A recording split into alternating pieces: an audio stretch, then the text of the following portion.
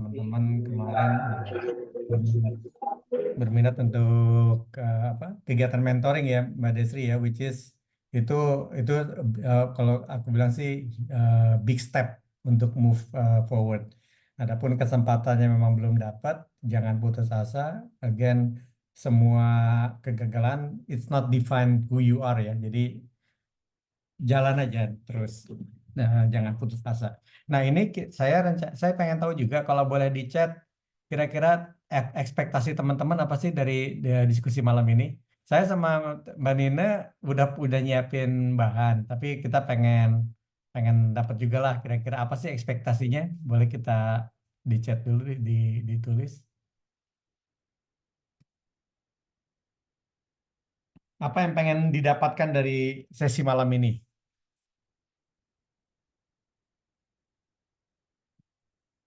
Ada yang mau mulai nulis?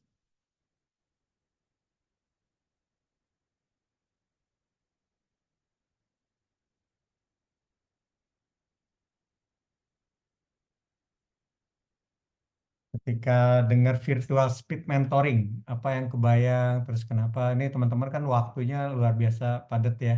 Apakah kira-kira yang ingin didapatkan?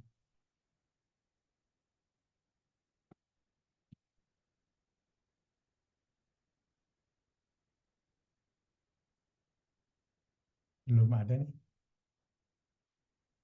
Sepertinya lagi sambil ngetik nih Pak Erwin. Oh, siap, siap.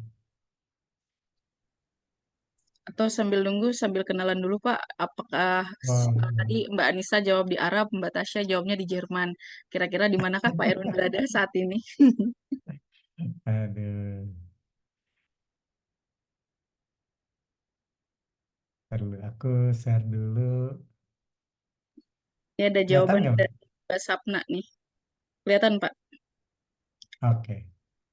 Pengen dapat insight baru di luar develop kantor. Nah, oke, insight apakah yang ingin didapat? Nah, siapa lagi yang pengen, mungkin maksudnya pengembangan gitu ya, pengembangan diri Mas Sapna ya. Oke. Terus yang lain? Ini sambil saya buka ini ya. Mbak Desi kelihatan nggak? Ini saya Sebentar Pak, ini masih. Oh kelihatan Pak. udah ya, udah full screen ya. Udah. Oke, mungkin sambil menunggu yang lain masih malu-malu ekspektasinya. Ini mudah kita bisa menjawab ya. Oke, ini lagi muter-muter terus ya. Bentar ya.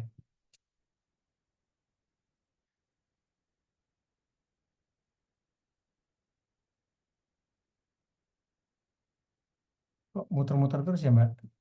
Ini agak ini. Terlihat Bentar kok lagi. Mas Erwin.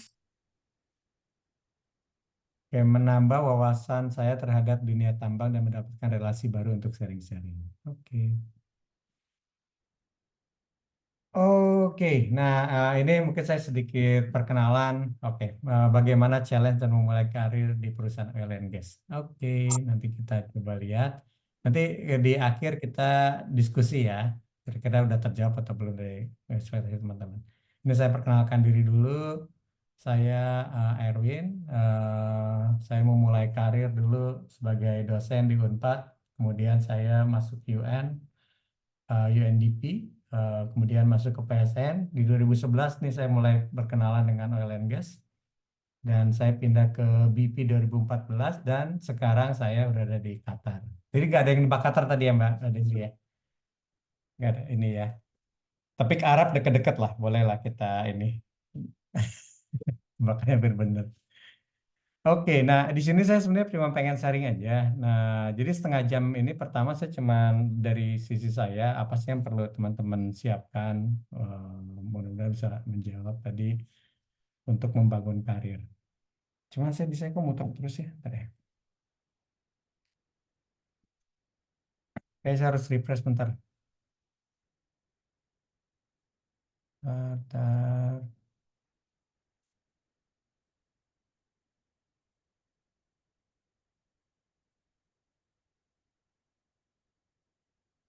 Oke, saya coba lagi sharing screen saya. Mudah-mudahan sekarang bisa. Oke. Ini agak aneh. Boleh.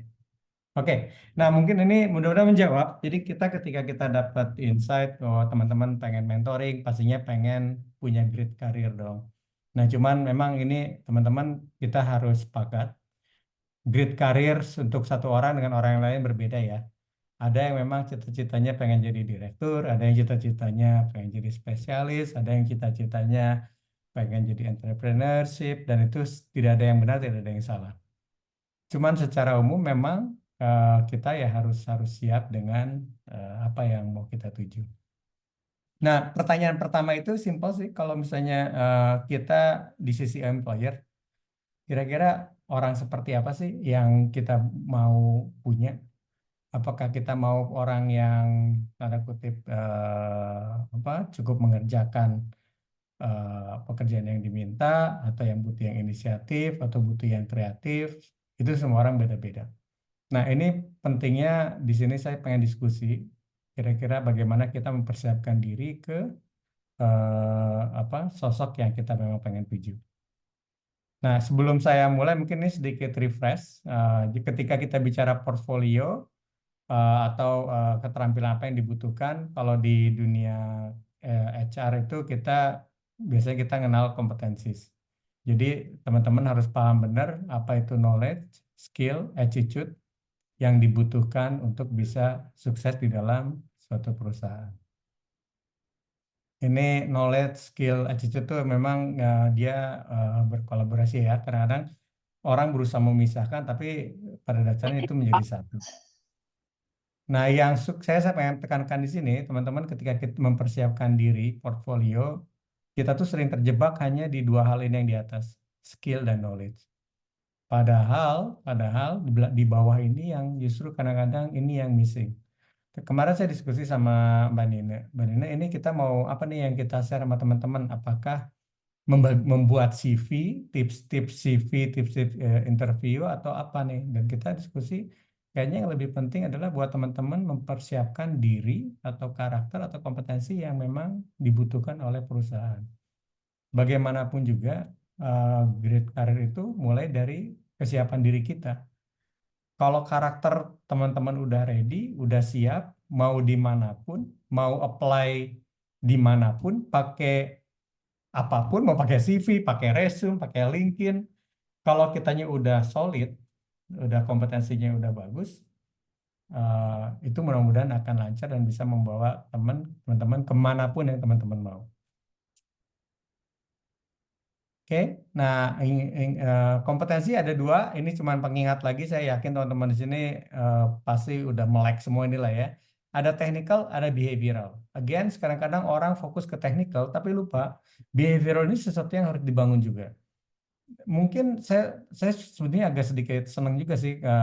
Anak saya kan sekarang kuliah ya. Di kuliah ini sekarang udah luar biasa. Mereka itu udah lebih apa mendorong organisasi, komunikasi, teamwork. Nah, ini cuma memang harus kita bangun menjadi lebih terarah, dan di dunia digital gini sebetulnya ini mudah sekali untuk dibangun. Oke, ini saya nggak tahu ini jalan nggak ya. Mudah-mudahan sih internetnya pada lancar semua ya. Saya pengen puterin video.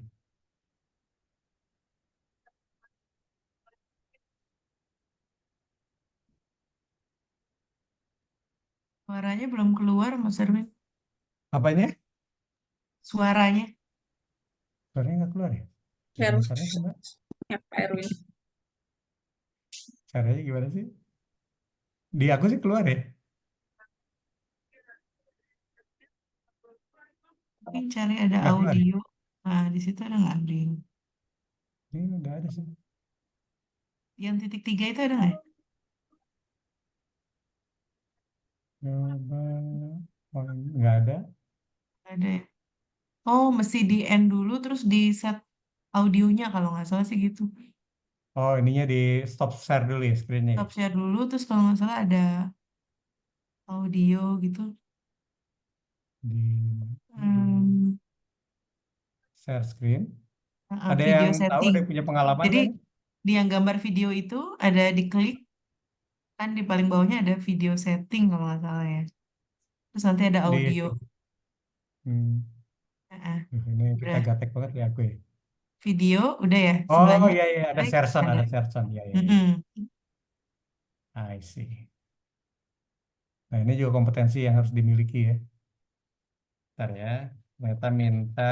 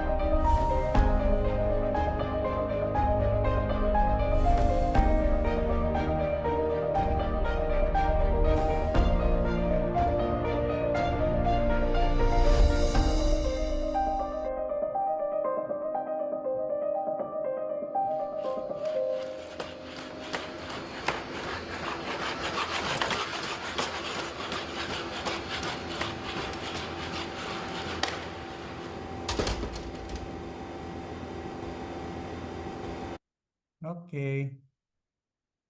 Nah, ini sebetulnya saya cuma pengen ini aja sih. Ini mungkin udah teman-teman udah sering dapat juga ya. Cuman ini pengingat banget sih. Eh, Kira-kira apa sih kompetensi apa yang dibutuhkan? Ini harus kita siapin sih buat kita. Di perusahaan saya yang lama, mungkin saya satu perusahaan sama Mbak Nina ya terakhir itu eh, kayak security. Tadinya jadi area migas itu kan besar ya. Tadinya untuk ngecek security perimeter ke pagar-pagar tuh butuh waktu, butuh mobil, butuh personel. Waktu saya terakhir di sana itu udah tinggal pakai drone.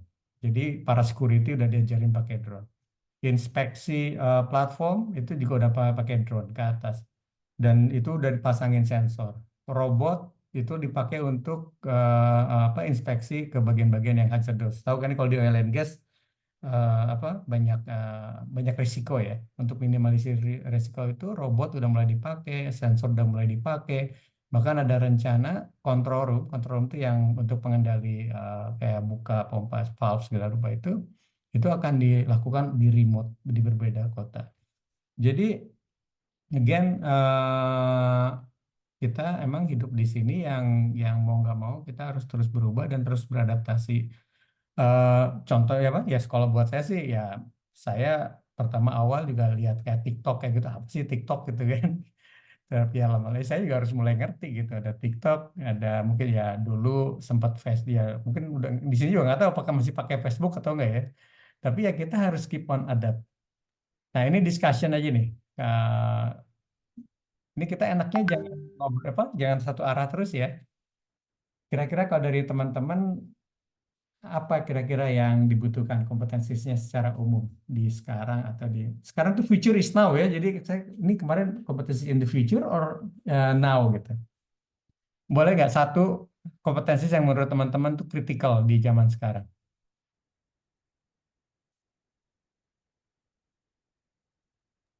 Open mic juga Ada boleh yang ya, Mas Erwin ya, biar kita lebih seru. betul dong, biar nggak monoton dari kita doang ya. Tuh. Ayo silakan teman-teman, kita in a relax situations, diskusi, dan kita nggak berharap hanya dari kita aja nih. Ini juga satu chance buat teman-teman melatih ya keberanian untuk bicara. Nggak apa-apa, nggak ada yang salah kalau dalam kita proses belajar itu selalu benar, jangan khawatir. Jadi kita karena apa? Kita mungkin mentoring satu-satunya nggak ada, jadi kesempatan kita buat ngobrol, buat diskusi, buat berbagi. Udah ada yang nulis kah? Satu kompetensi? Mungkin ditunjuk aja Pak Erwin, Oh, ini udah teman-teman. bagus nih Mbak Ayu. Adaptif, artificial intelligence. Ada lagi? Caster saya sambil ini juga ya.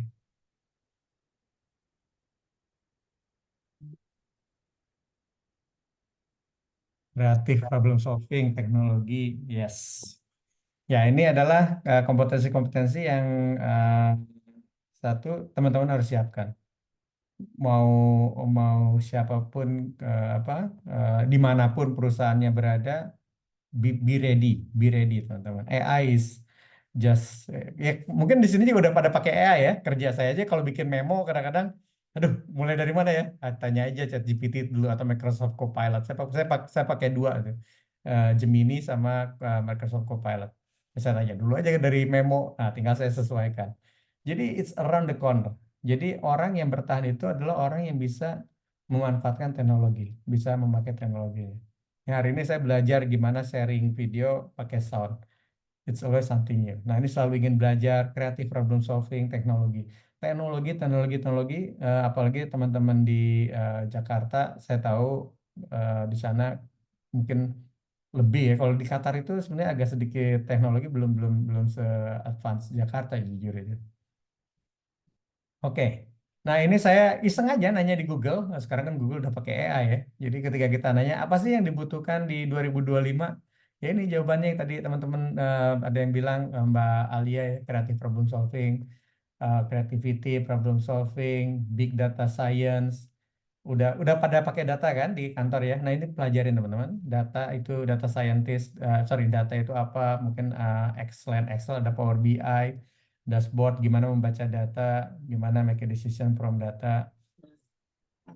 Ini sebenarnya gampang banget kalau kita pengen tahu apa aja. Gampang banget pengen tahunya. Kalau ngembanginnya itu enggak. Emang butuh butuh lebih banyak usaha lah. Leadership dan design.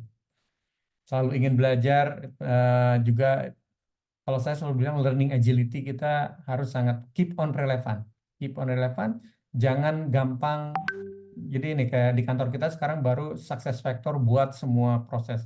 Ada yang ngomel, ada yang apa, ada yang menurun produktivitasnya. Kalau saran dari saya sih ya keep on adapting. Itu satu ya. Jadi kita untuk terus berkembang, kita harus benar-benar paham apa yang dibutuhkan di zaman sekarang. Oke, next. Ya, ini juga dari berbagai sumber again, komputer literasi tadi ada yang jawab teknologi ya. Teknologi Mbak Emi ya. Komputer literasi itu sangat-sangat penting. Emotional intelligence itu masih relevan ya. IQ banyak jadi orang itu sukses bukan karena IQ-nya tapi karena EQ-nya, karena emotional quotient atau emotional intelligence-nya. Itu juga yang harus dikembangkan. Oke. Next. Nah, yang kedua, tadi kita udah ngerti dunia global. Sekarang understanding the industries. Karena teman-teman, sorry, ada yang boleh di chat nggak? Teman-teman dari industri mana aja? Sekarang ada yang udah di mining kah? Ada yang udah di oil and gas atau masih ada di tempat lain? Mining, oh udah ada yang di mining, Basapna. Kemudian yang lain?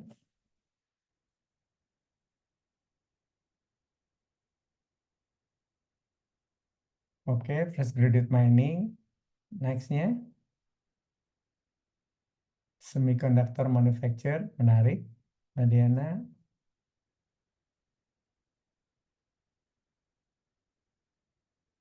oke, FG Environmental Engineering di industri apanya, Mbak Nurlaila?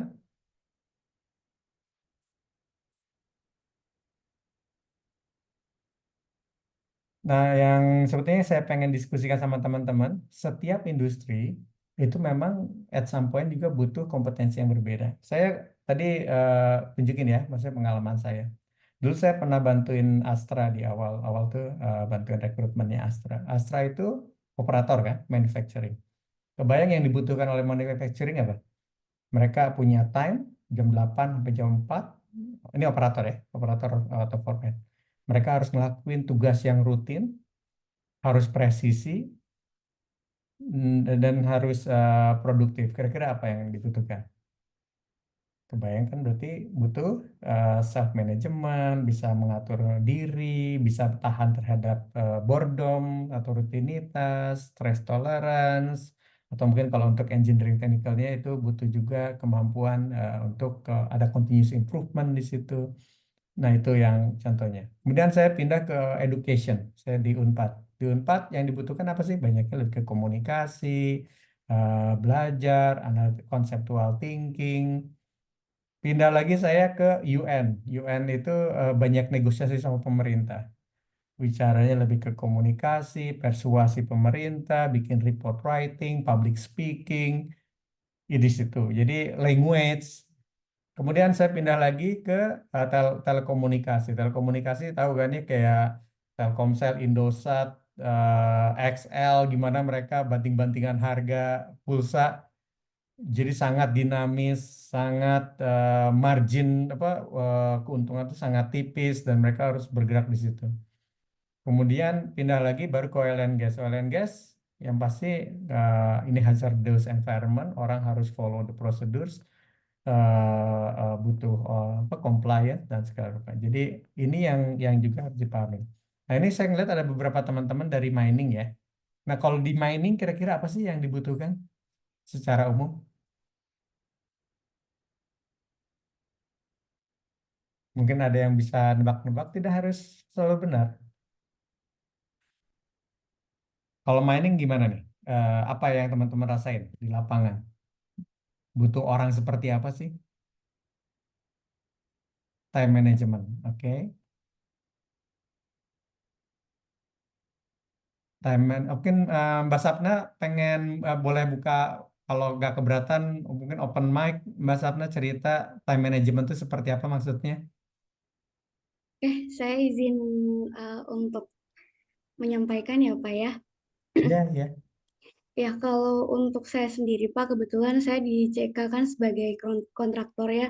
Jadi untuk Hmm, time management tuh sangat penting untuk kita karena memang jam kerja kita yang 12 jam dan memang untuk perjalanan site ke dari perjalanan dari mes ke site juga perlu waktu. Jadi kita total tuh 15 jam ya dalam satu hari. oke. Jadi memang perlu time management yang bagus gitu. Kemudian untuk yang selanjutnya yaitu ada adaptasi juga perlu. Kita bekerja di lapangan, bertemu dengan banyak orang, terus kemudian kita juga sebagai engineer yang muda-muda mungkin akan ada culture shock bila bertemu dengan pengawas-pengawas yang mungkin usianya jauh berbeda dengan kita itu. Kemudian teamwork juga perlu, leadership juga perlu.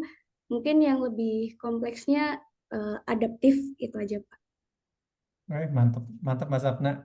Berarti saya nangkap juga di situ ada komunikasi perlu ya. Tadi berhadapan dengan apa berbagai macam orang gitu ya Mbak Sapna ya. Iya perlu Pak untuk komunikasi juga Ya. perlu. Nah, oke, thank you banyak Mbak Sapna udah sharing. Jadi sebenarnya teman-teman dengan memahami kompetensi apa yang diperlukan di industri dan teman-teman fokus untuk be excellent, let's say time management. Kata Mbak Sapna waktunya cuma sedikit 12 jam ya Mbak ya. Belum termasuk perjalanan. Kebayang kalau teman-teman bisa punya time management yang sangat efisien, you will make you'll make a difference. Satu yang kemudian you'll be different. Jadi akan terlihat berbeda atau sangat bagus komunikasinya dibanding yang lain, tentunya kemungkinan promosi akan lebih memungkinkan. Jadi tadi yang pertama knowing the industry, yang kedua knowing the current challenges, yang kedua knowing the industry. Oke, thank you Mbak Sapna udah sharing. Ini saya lanjut lagi.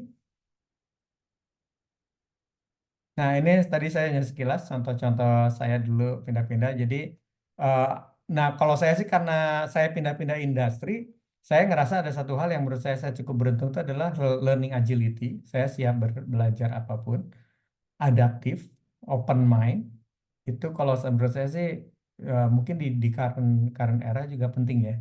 Karena kita nggak pernah tahu apa yang akan ada nih. Apakah tiba-tiba teman kerja kita ganti AI, nggak ngerti juga gitu kita kan.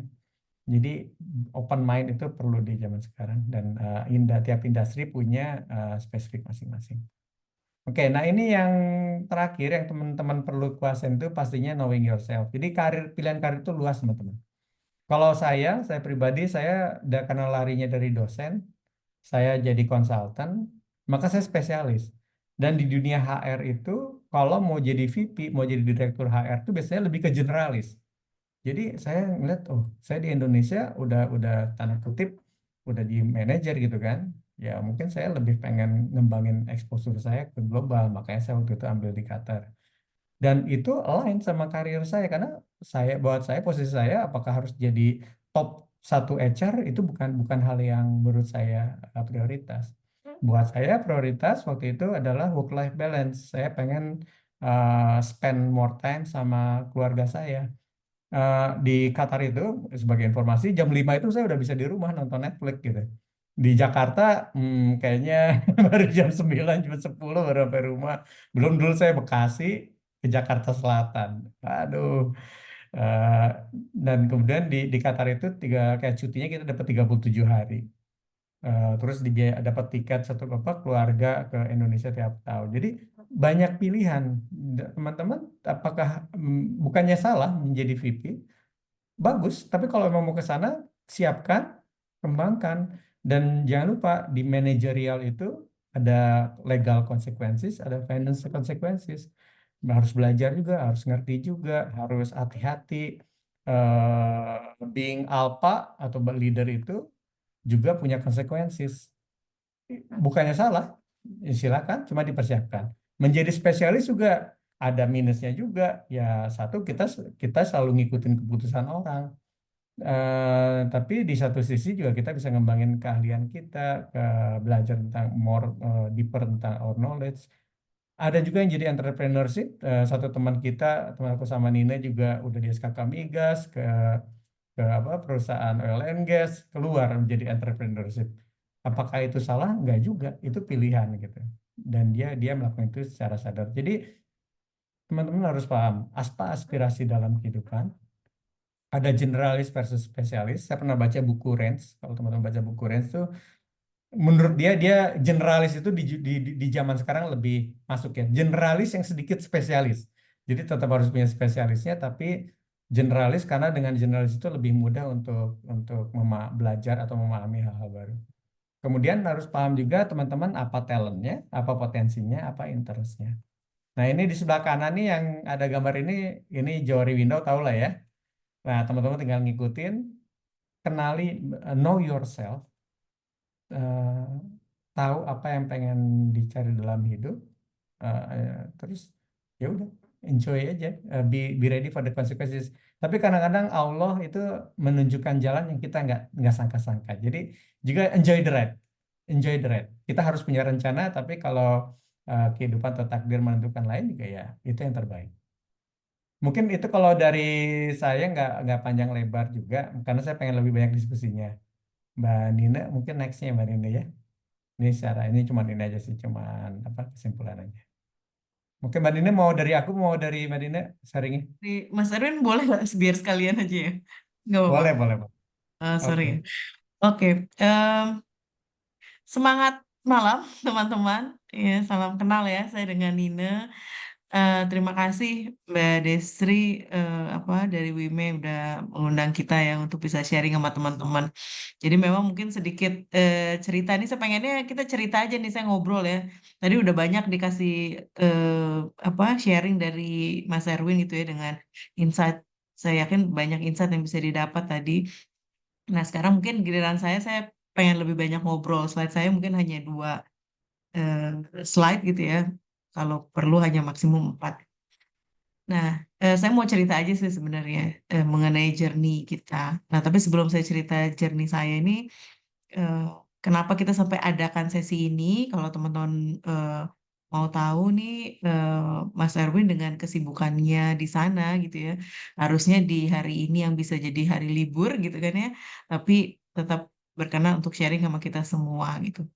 Dan tadi terus terang saya meeting sampai jam 5 jalanan biasa ya macet yang planningnya pulang jam 4 ternyata ada another meeting nyampe nyaris gitu ya tinggal 10-15 menit siap-siap dan alhamdulillah bisa kira ketemu teman-teman ini sebenarnya menunjukkan apa gitu ya kok maunya gini bagaimana gitu. Nah mungkin teman-teman juga ada ngerasain ya dalam journey-nya kadang-kadang kita aduh capek males enakan santai-santai gitu ya leye-leye gitu ya mager gitu ya tapi ada kalanya memang kita harus bergerak gitu ya. Tapi untuk bisa bergerak itu kadang-kadang berat gitu ya. Pernah nggak ada yang ngalamin kayak gitu? Eh, nah, kalau pernah sama saya juga pernah mengalami kayak gitu. Tapi terus gimana caranya supaya kita tetap semangat, tetap antusias untuk kita move on gitu kan ya. Nah, nanti saya coba share di situ. Oke, nah sekilas tentang pengalaman saya ini kalau teman-teman lihat di bagian bawah ini, saya punya pengalaman kurang lebih dari 20 tahun lah ya, sekitar 25 tahun bekerja di perusahaan itu dari tahun 98 tuh sampai sekarang itu semuanya perusahaan minyak oil and gas gitu ya. Pernah di Hess di 10 tahun, kemudian ke Inpex hampir 5 tahun, ke BP, ke Petrogas dan sekarang di Inpex lagi. Eh, tapi teman-teman tahu nggak bahwa saya itu pindah dari satu perusahaan ke perusahaan lain mostly itu karena referral. Jadi bukan karena saya melamar lewat misalnya ada iklan gitu ya, lowongan gitu ya. Dan semua itu karena rekomendasi. Bahkan saya sendiri nggak tahu kok CV saya bisa nyampe ke sana gitu ya. Ada beberapa yang seperti itu. Jadi di sini saya mau share sama teman-teman pentingnya kita punya network ya, melakukan networking dengan siapa aja, nggak perlu memandang siapa, levelnya apa, dia itu anaknya siapa, it doesn't matter. Gitu ya. Karena saya ini seorang yang berangkat dari satu desa gitu ya, bukan anak sekarang aja tinggal di Jakarta ya. Tapi aslinya saya dari anak kampung gitu ya, dari Sukabumi kalau teman-teman tahu. Hijrah ke Jakarta untuk kuliah gitu ya. Saya ambil kuliah ya lumayan senang belajar juga lah gitu ya. Mau ambil diploma, ambil S1, kemudian ambil S2 dan itu tidak langsung eh, keadaan finansial yang mumpuni gitu yang saya tidak mau itu juga tidak seperti itu. Saya konsepnya tidak ingin menyusahkan orang tua ceritanya gitu. Jadi berusaha untuk gimana caranya ternyata saya bisa dapat beasiswa atau bisa disekolahin sama perusahaan gitu ya. Eh, bahkan sampai sekarang pun saya certified coach gitu dari SEC dan sekarang lagi ngambil lagi untuk move to the next level. Jadi intinya jangan pernah berhenti untuk belajar. Kenapa gitu ya? Kadang-kadang teman-teman nih kan mungkin ada beberapa yang fresh grade gitu ya, baru lulus. Wah, kayaknya lega, akhirnya selesai juga, saya nggak perlu belajar, udah lulus gitu ya. Nah, itu jangan kayak gitu. Karena belajar itu harus terus sampai ibaratnya sampai kita meninggalkan dunia ini. Kenapa? Karena perubahan itu kan selalu terjadi ya teman-teman ya.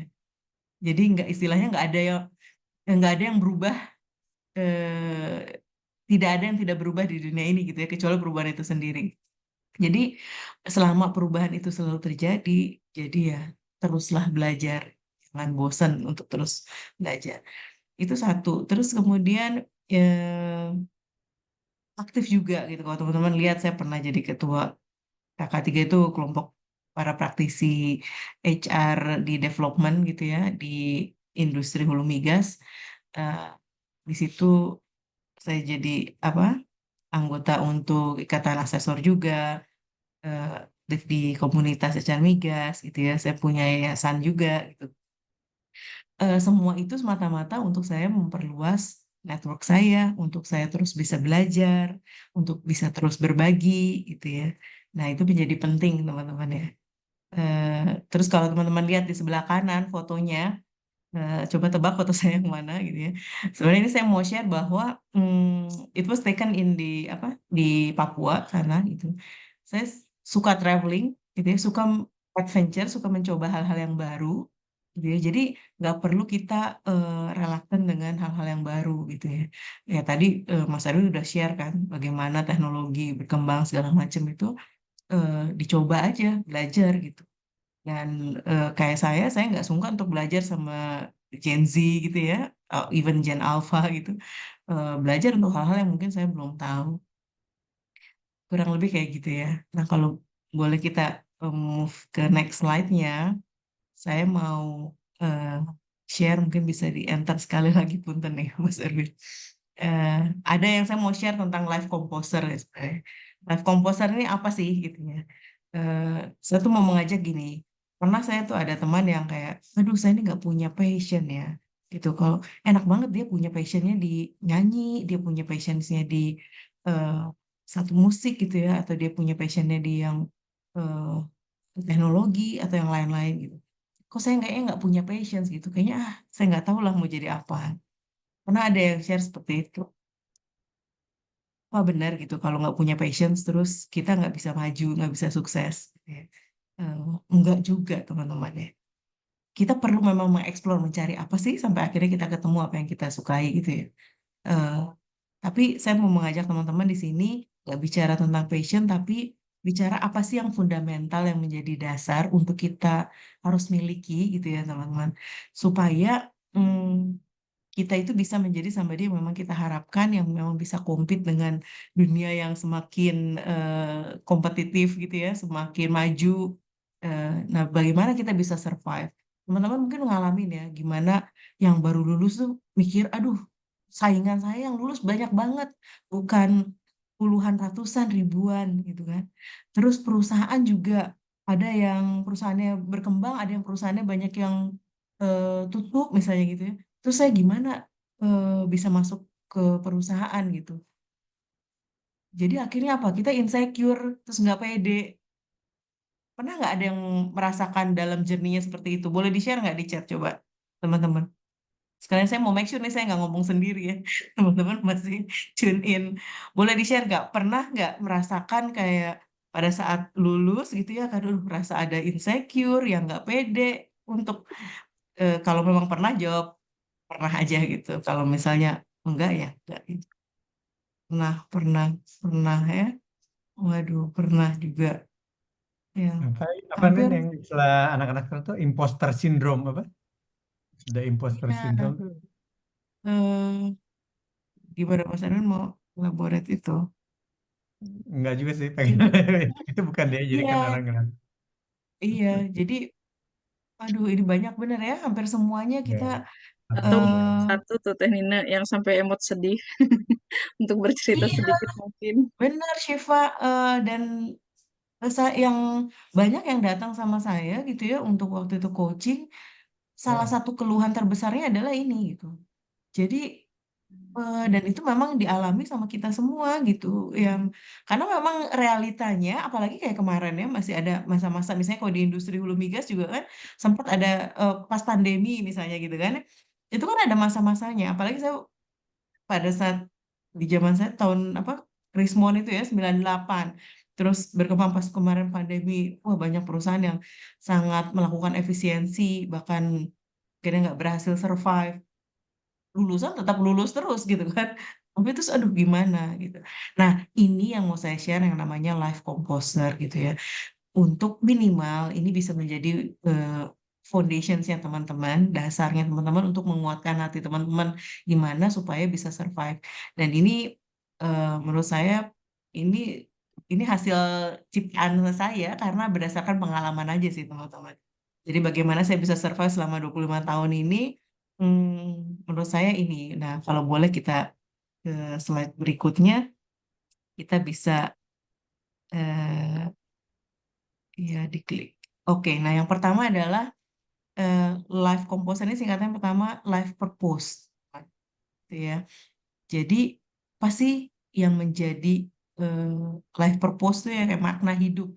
Jadi kalau teman-teman sering dengar kan ada objektif, ada goals, ya, ada life purpose. Jadi kalau buat objektif itu kan tujuan, kita punya tujuan gitu ya, yang rinci gitu ya. Biasanya kita pakai kalau pernah dengar konsepnya SMART gitu ya, yang spesifik, measurable, achievable, realistis, sama ada time bound-nya. Kita punya objektif sana. Ah, saya mau beli mobil nih di akhir tahun ini, mobil merek ini yang seri apa misalnya kayak gitu-gitu. Like, udah spesifik gitu ya. Kemudian di atasnya objektif itu ada goals. Goals itu tujuan yang lebih umum daripada objektif. Nah, kalau purpose ini alasan dari tujuan itu. Ya, jadi levelnya lebih tinggi lagi. Kenapa sih gitu ya kita melakukan itu? Contoh misalnya kalau saya eh, dulu saya pengen bisa ngumpulin punya uang certain amount gitu. Saya pengen bisa berangkatkan umroh orang tua misalnya gitu ya. Saya pengen bisa banyak berbagi ke anak-anak yatim piatu misalnya gitu ya. Karena purpose saya adalah saya pengen bahagia dunia akhirat nih. Gimana? Mudah-mudahan dari apa yang saya lakukan, goals, objektif saya itu, saya bisa banyak berbagi segala macam, itu bisa menjadi ladang pahala saya untuk saya bisa bahagia di akhirat nanti, gitu. Nah, ini salah satu yang eh, terus terang saya ada sekarang malam ini Kodarullah ya, ketemu dengan teman-teman di tengah tadi, wah panik di jalan, terus saya minta tolong Mas Erwin di event kita masih koordinasi juga dari semalam, kemudian tadi hanya singkat-singkat gitu ya. Itu kalau bukan karena kita punya sesuatu yang ingin kita capai, ya, yang kalau dalam konteks ini saya pengen bisa berbagi meskipun ya ilmu saya mungkin hanya sedikit ya, hanya tapi berbagi pengalaman sama teman-teman. Dan itu bisa memberikan manfaat, mudah-mudahan itu jadi ladang pahala saya, sehingga kalau saya nanti Allah panggil, saya bisa masuk surganya Allah atau mengurangi dosanya saya gitu. Nah, jadi itu eh, cari sesuatu life purpose yang bisa memberikan makna buat teman-teman, sehingga pada saat saya jatuh atau teman-teman lagi jatuh, lagi di mood gitu ya, itu teman-teman tetap bangkit. Sekarang saya kasih gambaran gini, teman-teman let's say ya, misalnya harus melakukan perjalanan. Teman-teman tapi udah punya nih life purpose-nya yang mau dicapai di ujung sana lah kasarnya ya. Kalau dari satu jalan membentang lurus panjang ada di ujung sana tuh itu goals atau life purpose-nya teman-teman gitu ya. Nah, teman-teman kan harus berjuang nih kan. Baru lagi kuliah, masih kuliah, berjuang kuliah sampai lulus, yang baru lulus berjuang bersaing dengan teman-teman untuk bisa dapat pekerjaan atau membangun pekerjaan. Kemudian udah bekerja, saingannya di dalam, banyak drama-dramanya, ya kan? Terus, nah itu kan kerikil-kerikil itu muncul pas lagi jalan, tahu-tahu kesandung, anggap aja masalah-masalah itu kayak kerikil gitu ya, kesandung kerikil, kesandung, aduh, oh ya udah masih kerikil jatuh, aman lah, jalan lagi, kesandung batu yang lebih gede, kira jatuh, jatuh terus berdarah-darah. Kalau teman-teman nggak punya life purpose, itu jatuh berdarah-darah, apa yang akan teman-teman lakukan? Teman-teman hanya akan mengeluh, yang aduh meratapi dengkul yang berdarah, yang mungkin aduh sakit banget. Jadi fokusnya hanya kepada rasa sakitnya, darahnya. Akhirnya teman-teman nggak bergerak apa-apa. Nah, tapi kalau misalnya teman-teman punya life purpose yang jelas, begitu tahu jatuh, teman-teman akan berpikir, oke bagaimana? Oh, saya bersihkan, saya kasih betadin, saya kasih eh, perban misalnya gitu. Saya berdiri lagi meskipun jalannya tertatih-tatih, tapi saya punya tujuan yang jelas di depan sana. Nah, saya ingin menyemangati teman-teman. Jadi kalau apa namanya lagi ada masalah apapun dalam journey-nya, karena tidak mungkin tidak ada masalah dalam perjalanan ya gitu ya. Eh, tapi saya lebih suka tidak menganggap itu sebagai suatu masalah ya sebenarnya. Eh, ada dua tips yang mungkin saya bisa share sama teman-teman yang menjadi pegangan saya adalah pertama, fokus sama apa yang teman-teman bisa lakukan. Ya. Terus yang kedua, fokus sama solusi kalau teman-teman menghadapi masalah. Jangan fokus kepada blaming others. Jadi kalau contoh misalnya teman-teman aktif di organisasi, terus ternyata ada kesalahan apa segala macam, cenderungannya suka ada yang kayak, ini salahnya siapa sih? Kenapa sih dia gini gini gini? Kenapa? Why bother itu? Mendingan kita cari bagaimana cara memperbaikinya. Apa solusi? Ya, fokus pada apa yang bisa kita lakukan, fokus sama solusi. Oke. Nextnya tadi composer life purpose. Yang berikutnya adalah kompetensi. Jadi be kompeten. Tadi Mas Erwin sudah share ya. Jadi ada knowledge, skill, sama attitude. Knowledge bisa dipelajari teman-teman misalnya di bangku kuliah atau di eh, manapun kita bisa belajar gitu ya. Skills memang harus dilatih gitu ya. Terus attitude. Nah itu yang sebenarnya yang tadi Mas Erwin bilang juga, attitude itu menjadi sangat penting teman-teman. Banyak saya melakukan perjalanan apa ya, rekrutmen gitu ya, mulai dari Syah Kuala Aceh gitu ya sampai ke apa namanya yang di Jayapura itu Cendrawasih gitu ya, dan kota-kota yang kita lintasi di situ, melakukan rekrutmen di situ. Banyak teman-teman itu pada hebat-hebat sebenarnya. Secara knowledge-nya dapat, kemudian skills-nya kalau memang experience juga dapat, sebenarnya tidak kalah hebatnya gitu ya. Ini bagi teman-teman tentunya yang rajin memang niat mau kuliah dengan baik.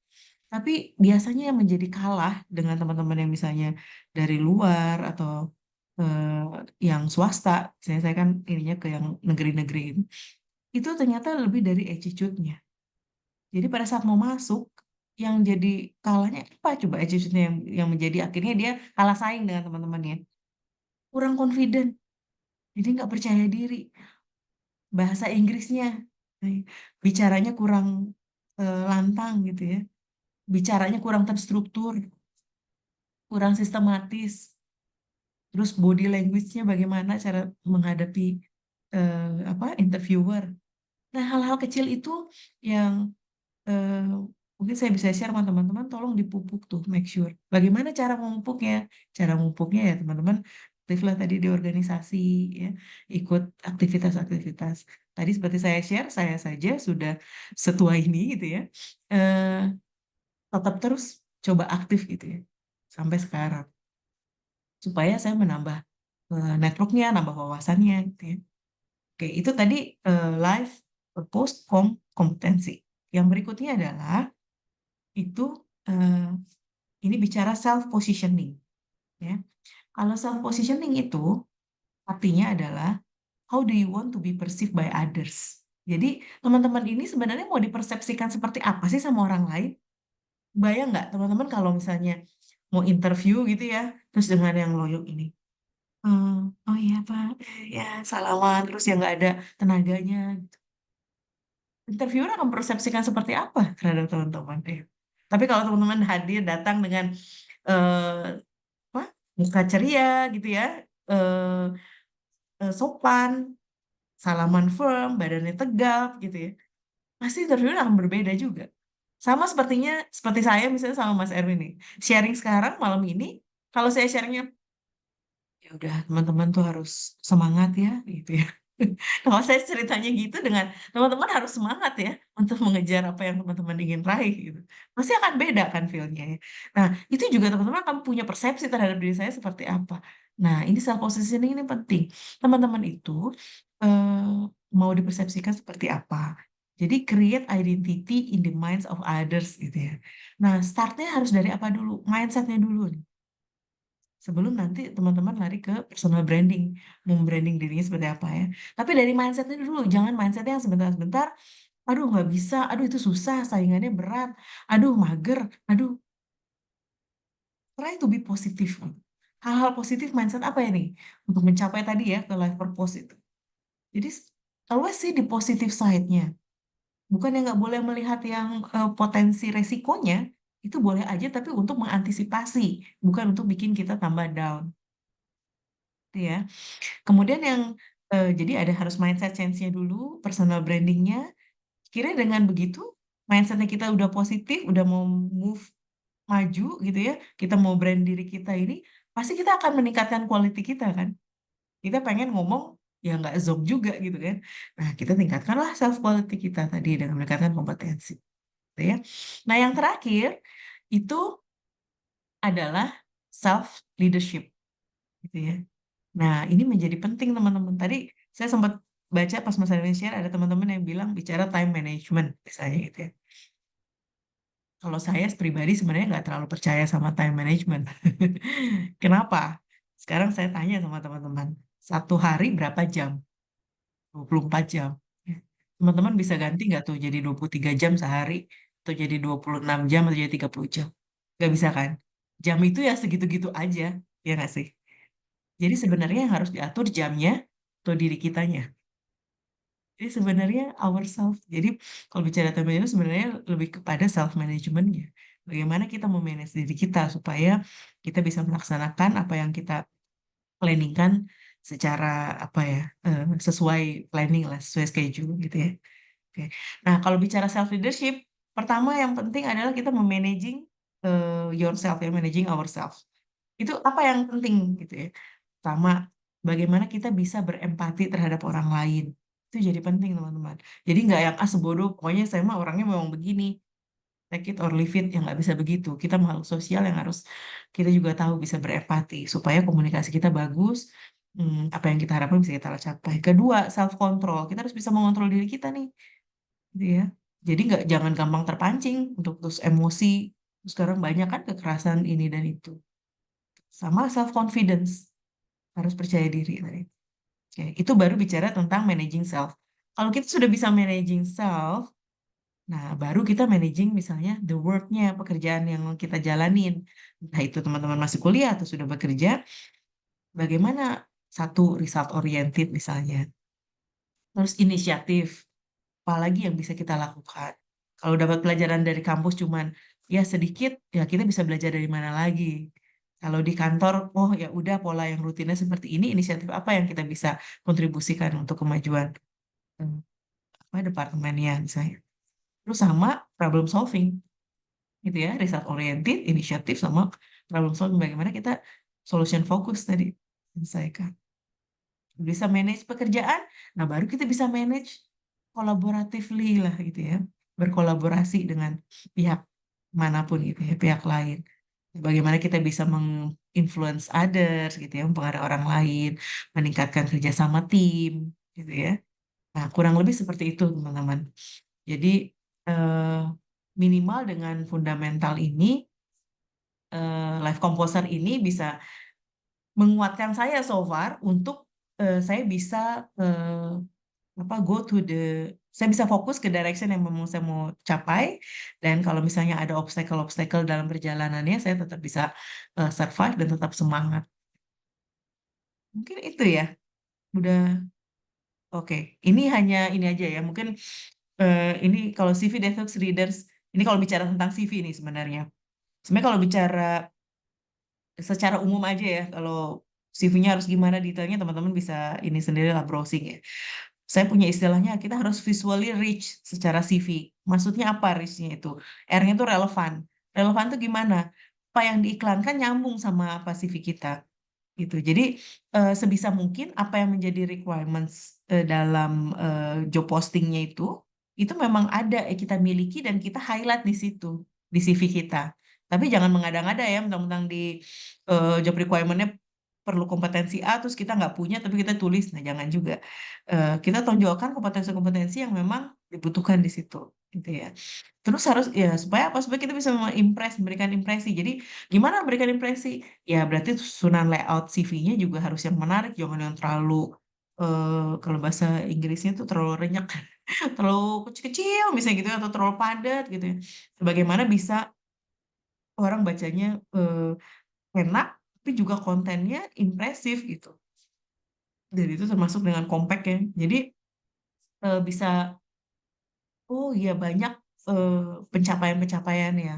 Jadi biasanya kalau teman-teman yang masih fresh grad suka bertanya, terus gimana ya saya bikin CV? Orang saya nggak ada pengalaman kerja, makanya banyaklah beraktif dalam pada saat kuliah, aktif berorganisasi kah, jadi asisten dosen kah, atau ikut kompetisi-kompetisi kah, gitu ya. Nah sehingga itu achievement-achievement bisa dicantumkan dalam CV. Recruiter akan bisa tahu, oh iya ini memang bukan hanya sekedar kuliah, Kalau kita hanya mau sekedar kuliah ya rata-rata semua yang mahasiswa ya pasti kuliah. Kan supaya kita bisa diterima, kita harus punya attractive point kita ya. Nah, berarti kita harus ada something yang bisa yang lebih dari kita di compare dengan orang lain. Kemudian kalau helpful ya tentunya nanti jangan sampai lupa misalnya taruh kontaknya kita. Masih ada aja yang kasih CV, nggak kasih kontak numbernya, nggak ada emailnya lah. Gimana mau dihubungin? Gitu. Karena begitu lihat CV tuh biasanya kalau menurut survei 6 sampai 7,4 detik rekruter tuh udah bisa tahu ini CV kasarnya bagus atau tidak. Nah, beberapa hintsnya ya salah satunya itu harus ada kontaknya, achievementnya, terus educationsnya, kemudian experience-nya. Ya, kayaknya one last ini ya, ini udah aja ya. Nah, ini udah. Ya, Oh, mm. Nah, ini slide terakhir sih ya. Jadi ini ICU nih, darurat. Darurat tuh maksudnya gimana? ICU ini singkatan aja sih biar. I- Maksudnya penting. Pertama I-nya tuh I ini harus punya tadi kompetensi ya, harus punya knowledge, skill, attitude. Oke, itu yang di garis-garis itu nggak merefleksikan seberapa besarannya ini ya. Knowledge, skill, attitude. Kemudian C-nya ya, tadi bicara CV ya. Terus ada education-nya, experience-nya gitu kan ya, ada achievement-nya gitu ya. Nah, kemudian kalau udah CV kan nanti tahapannya kalau misalnya dipanggil, CV-nya harus atraktif dulu supaya kita bisa dipanggil interview. Oke? Nah, saat dipanggil interview kita harus mempersiapkan diri kan. Nah, interview juga macam-macam nih, teman-teman. Ada yang one on one, misalnya oke sama HR-nya dulu, terus baru sama usernya gitu. Ada yang panel. Panel langsung beberapa user. Nah, itu jangan langsung kita nervous gitu ya. Kayak di sidang nih gitu ya. Supaya kita nggak nervous ya kita harus be prepared. Kemudian bisa juga online interviewnya gitu. Jadi kita harus ada persiapan, harus percaya diri, fokus dan jujur pada saat menyampaikan itu yang memang apa adanya, tapi yang smart gitu ya dalam menyampaikannya. Dan jangan lupa ada senyumnya biar nggak tegang. Nah, kalau habis interview ada juga yang menerapkan ada tes, ada yang pakai psikotes, fokus group discussion, tergantung posisi yang dicari ya, ada tes komputer segala macam.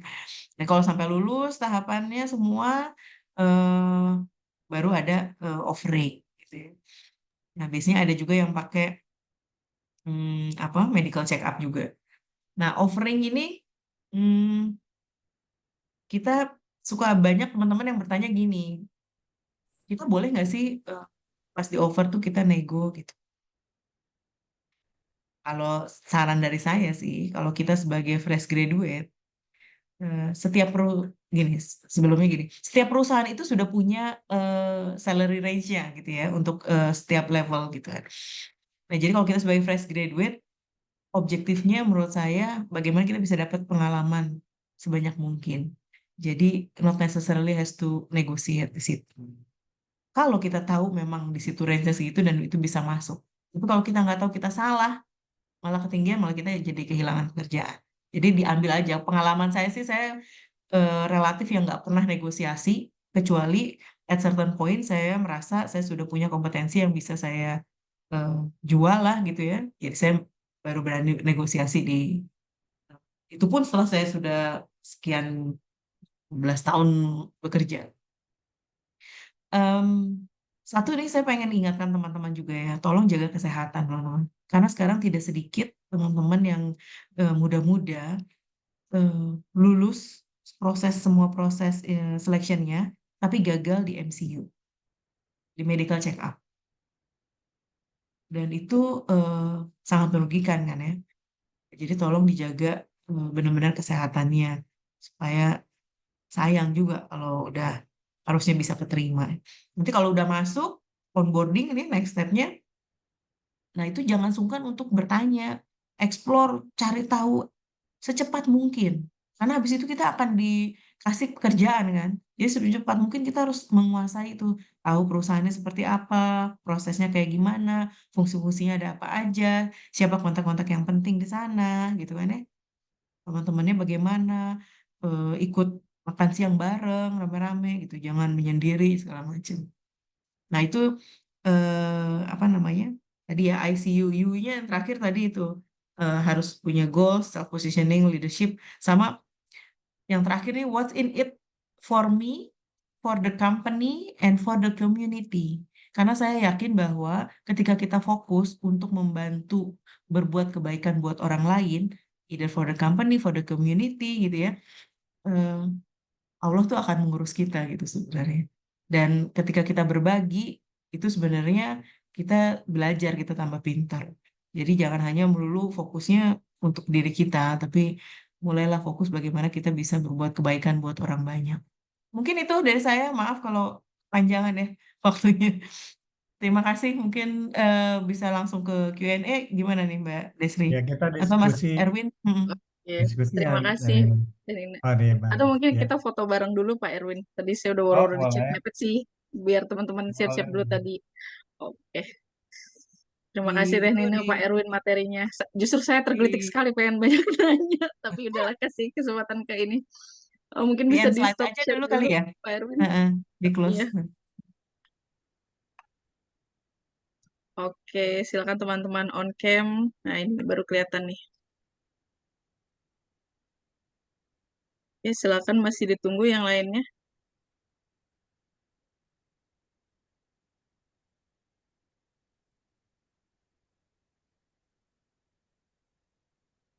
Oke, ayo teman-teman. Kita masih menunggu.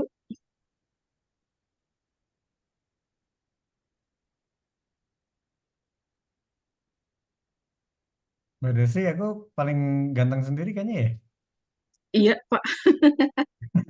Terima kasih loh Pak Erwin sudah support Hmm. adik-adik perempuan kita buat lebih Ya, tangguh. harus Iya tangguh. dong, harus lebih tangguh karena apa dari sekian ratus orang yang saya kirim email ternyata apa tidak terlalu banyak ya teman-teman yang bisa menyempatkan hadir di waktu sekarang ini. Jadi memang effortnya luar biasa nih teman-teman. Ada juga tadi Ya. yang ini report abis interview dulu kata ya nanti join susulan. Oh, mantap. Oke, kayaknya udah ya teman-teman. Oke, kasih senyum terbaiknya. Satu, dua, tiga.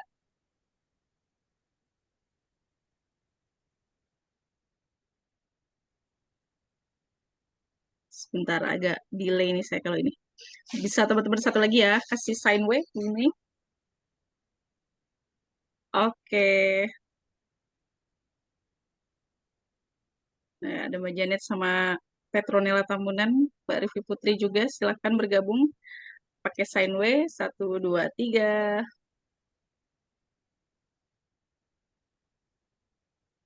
Oke, terima kasih teman-teman. Buat yang mau bertanya atau diskusi, silahkan raise hand, bisa langsung interaksi sama mentornya. Jadi tadi Teh Nina di depan udah ini ya, apa, woro-woro kalau ini tuh kesempatan teman-teman buat bisa nyalurin ataupun mengungkapkan kegundahannya tentang karirnya. Nah, sekarang kan ada Teh Nina, ada Pak Erwin juga gitu, experience-nya udah lama banget, lebih dari 20 tahun, terus kemudian spesifik di bidang HR. Jadi memang pintu yang paling utama kita ketuk nih kalau misalkan mau mulai karir. Nah, jadi mumpung ada expert-expertnya, silakan monggo teman-teman tanya sekenyang-kenyangnya, walaupun memang terbatas waktu ya. Kalau udah ada namanya ini, nanti mungkin bisa di reach out lewat LinkedIn, boleh ya Pak Erwin dan Nina? Barangkali teman-teman mau diskusi lebih lanjut, bisa lewat link. Oke, ada Sari yang udah raise hand. Silakan Sari.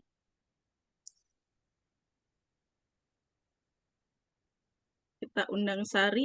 Mana nih Sari?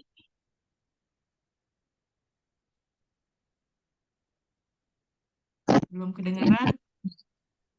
Oke, udah nongol nih suaranya Sari. Silakan Sari. Boleh kenalan dulu dari mana, sedang di mana saat ini. Kemudian nanti mau tanya ke Teh Nina kah atau Pak Erwin atau dua-duanya silahkan.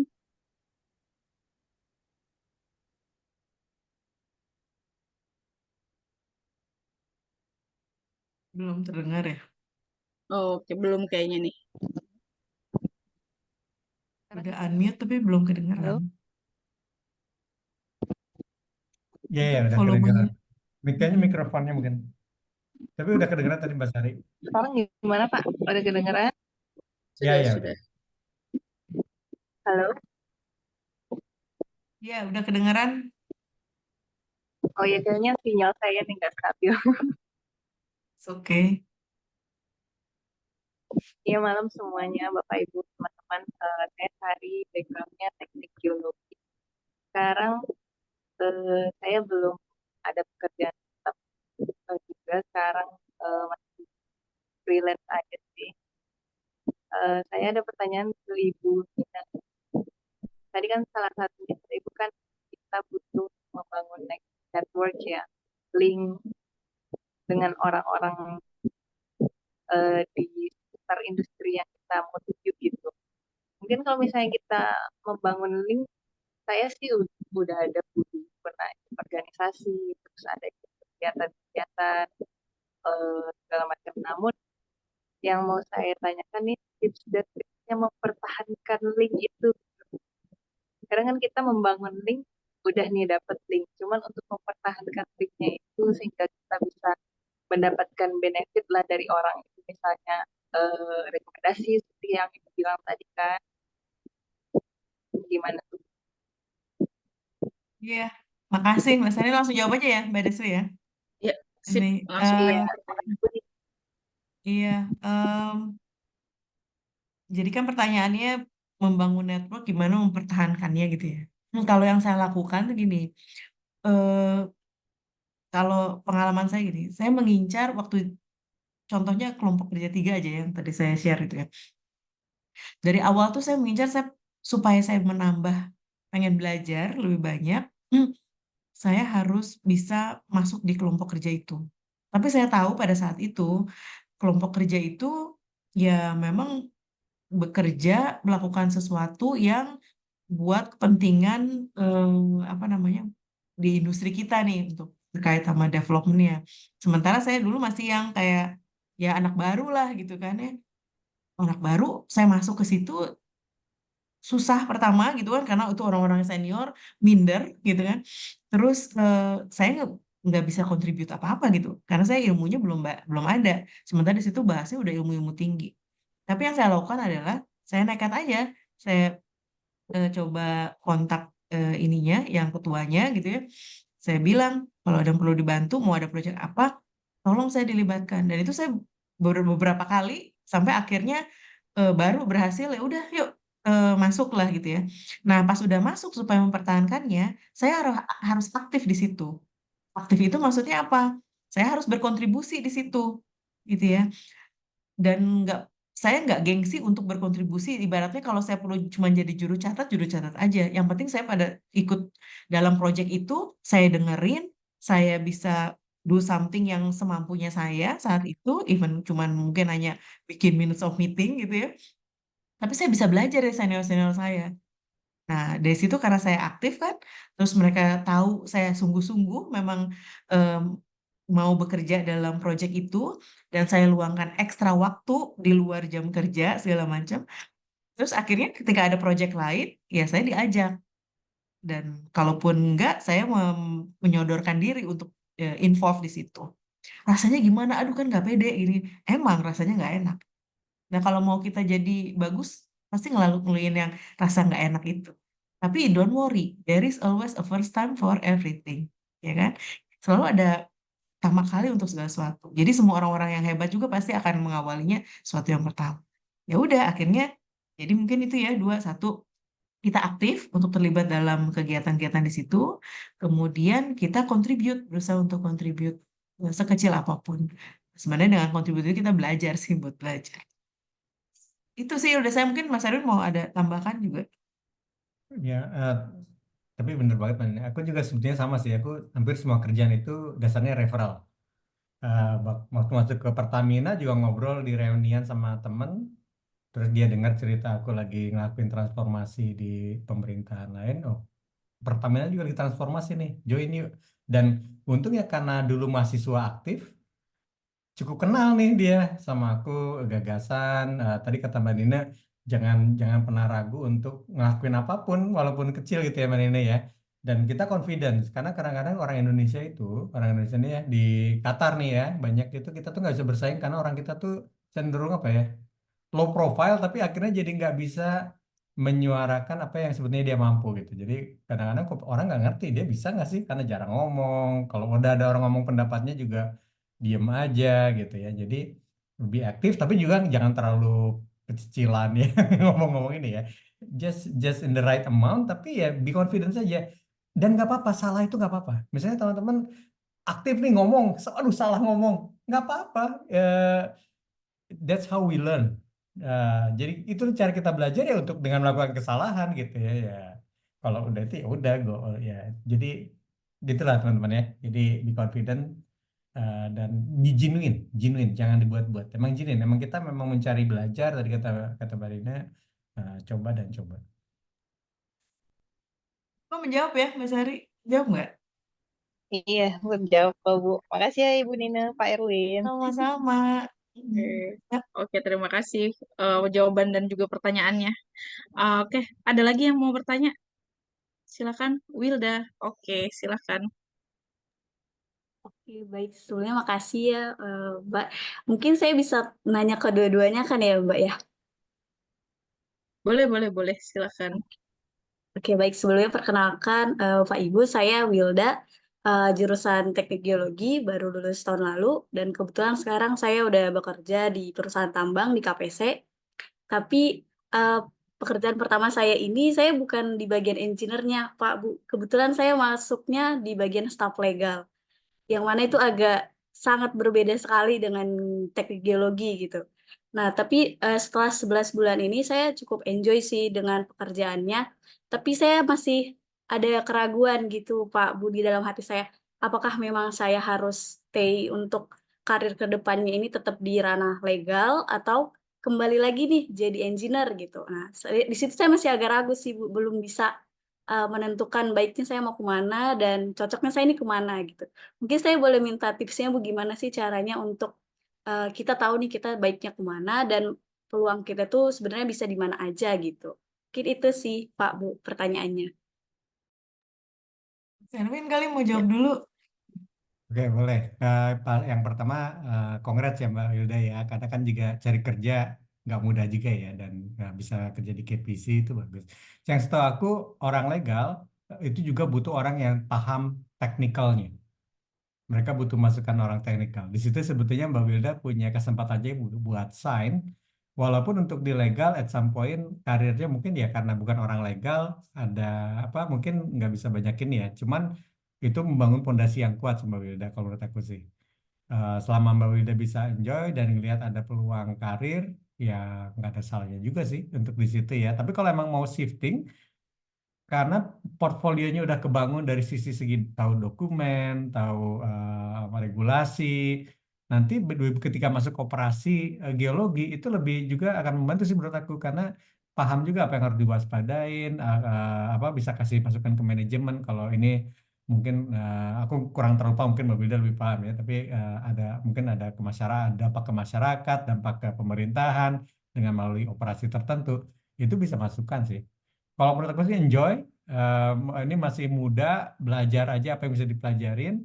Tapi kalau memang mau masuk ke engineeringnya ya nggak apa-apa juga. Maksudnya itu juga bisa bisa cari peluang di KPC-nya. Ya. Mungkin nambahin dikit lah ya dari Mas Erwin. Mbak Wilda. Congrats juga ya, udah keterima kerja. Ini saya jadi ingat ada case yang mungkin kurang lebih sama sama Mbak Wilda.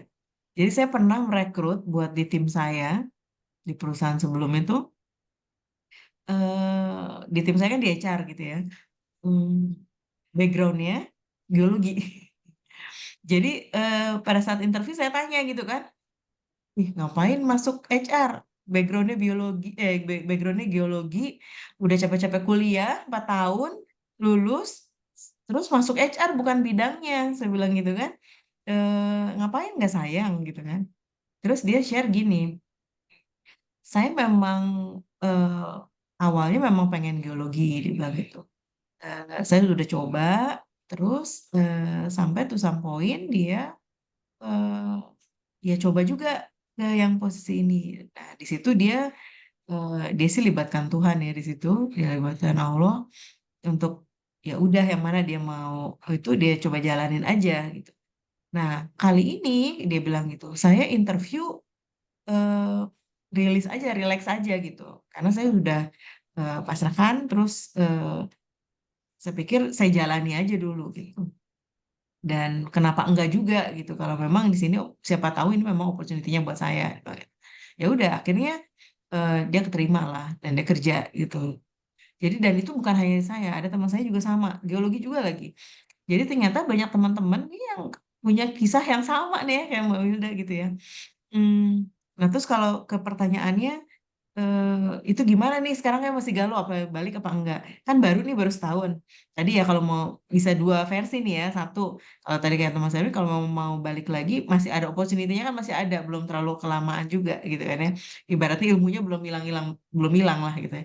Jadi masih bisa tuh kalau memang mau switch sana. Tapi yang paling penting adalah Wilda harus tahu sebenarnya apa yang mau Wilda cari. Balik lagi ke life purpose-nya gitu, ya kan? Terus ditarik mundur, mau apa gitu kan? Apakah harus dengan being geologist, ataukah sebenarnya nggak masalah di legal gitu ya? Karena sebenarnya dua-duanya bisa membantu untuk Wilda mencapai yang your life purpose tadi. Jadi harus clear dulu ke depannya itu. Kemudian sama eh, melihat positif side-nya gitu. Opportunity-nya apa sih? Tadi kan Mas Andi juga ada share ya. Jadi sebenarnya dengan gini, oh jadi saya punya kelebihan karena saya tahu tentang teknik geologi sehingga itu bisa berkontribut di situ misalnya gitu ya. Terus positif thing-nya apa? Apa hal positif dengan saya background di geologi ini di posisi ini gitu kan? Terus apa yang menarik buat saya dengan mengerjakan pekerjaan legal ini gitu ya. Eh, nah itu hal-hal itu yang coba di explore, kemudian nanti dikaitkan balik lagi sama your life purpose-nya.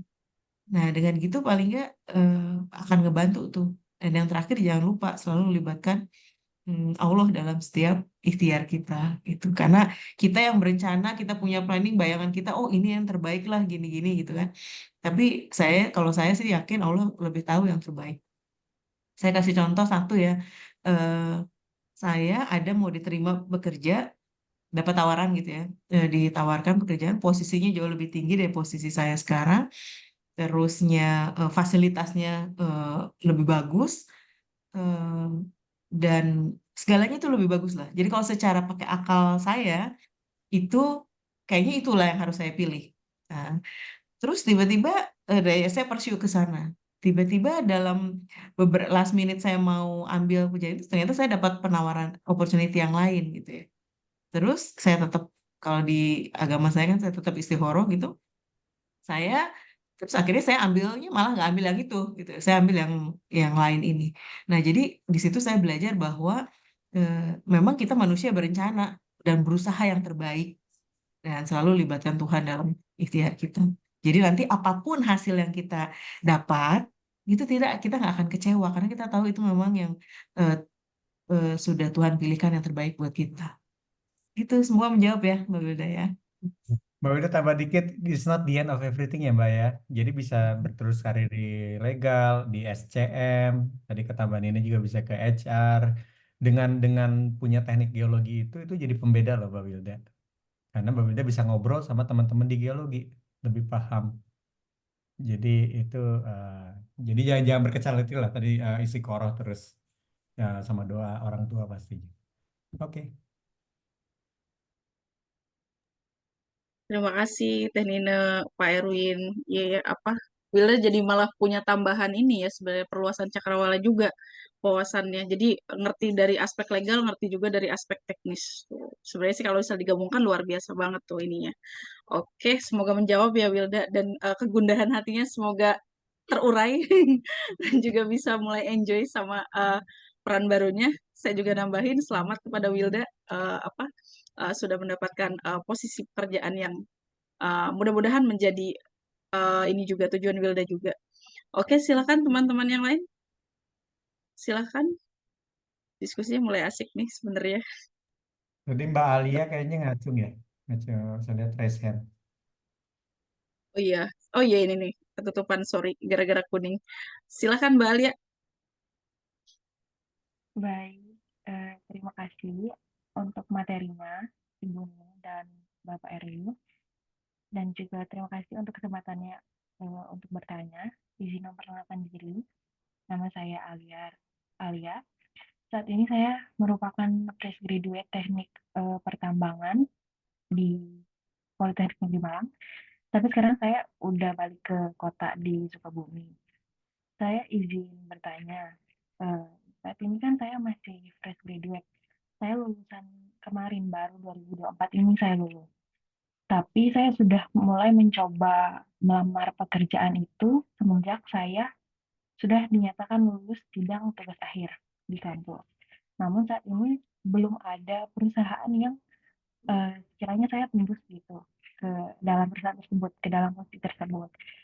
Eh, Hal itu juga saya imbangi dengan melakukan kayak update CV dan lain sebagainya.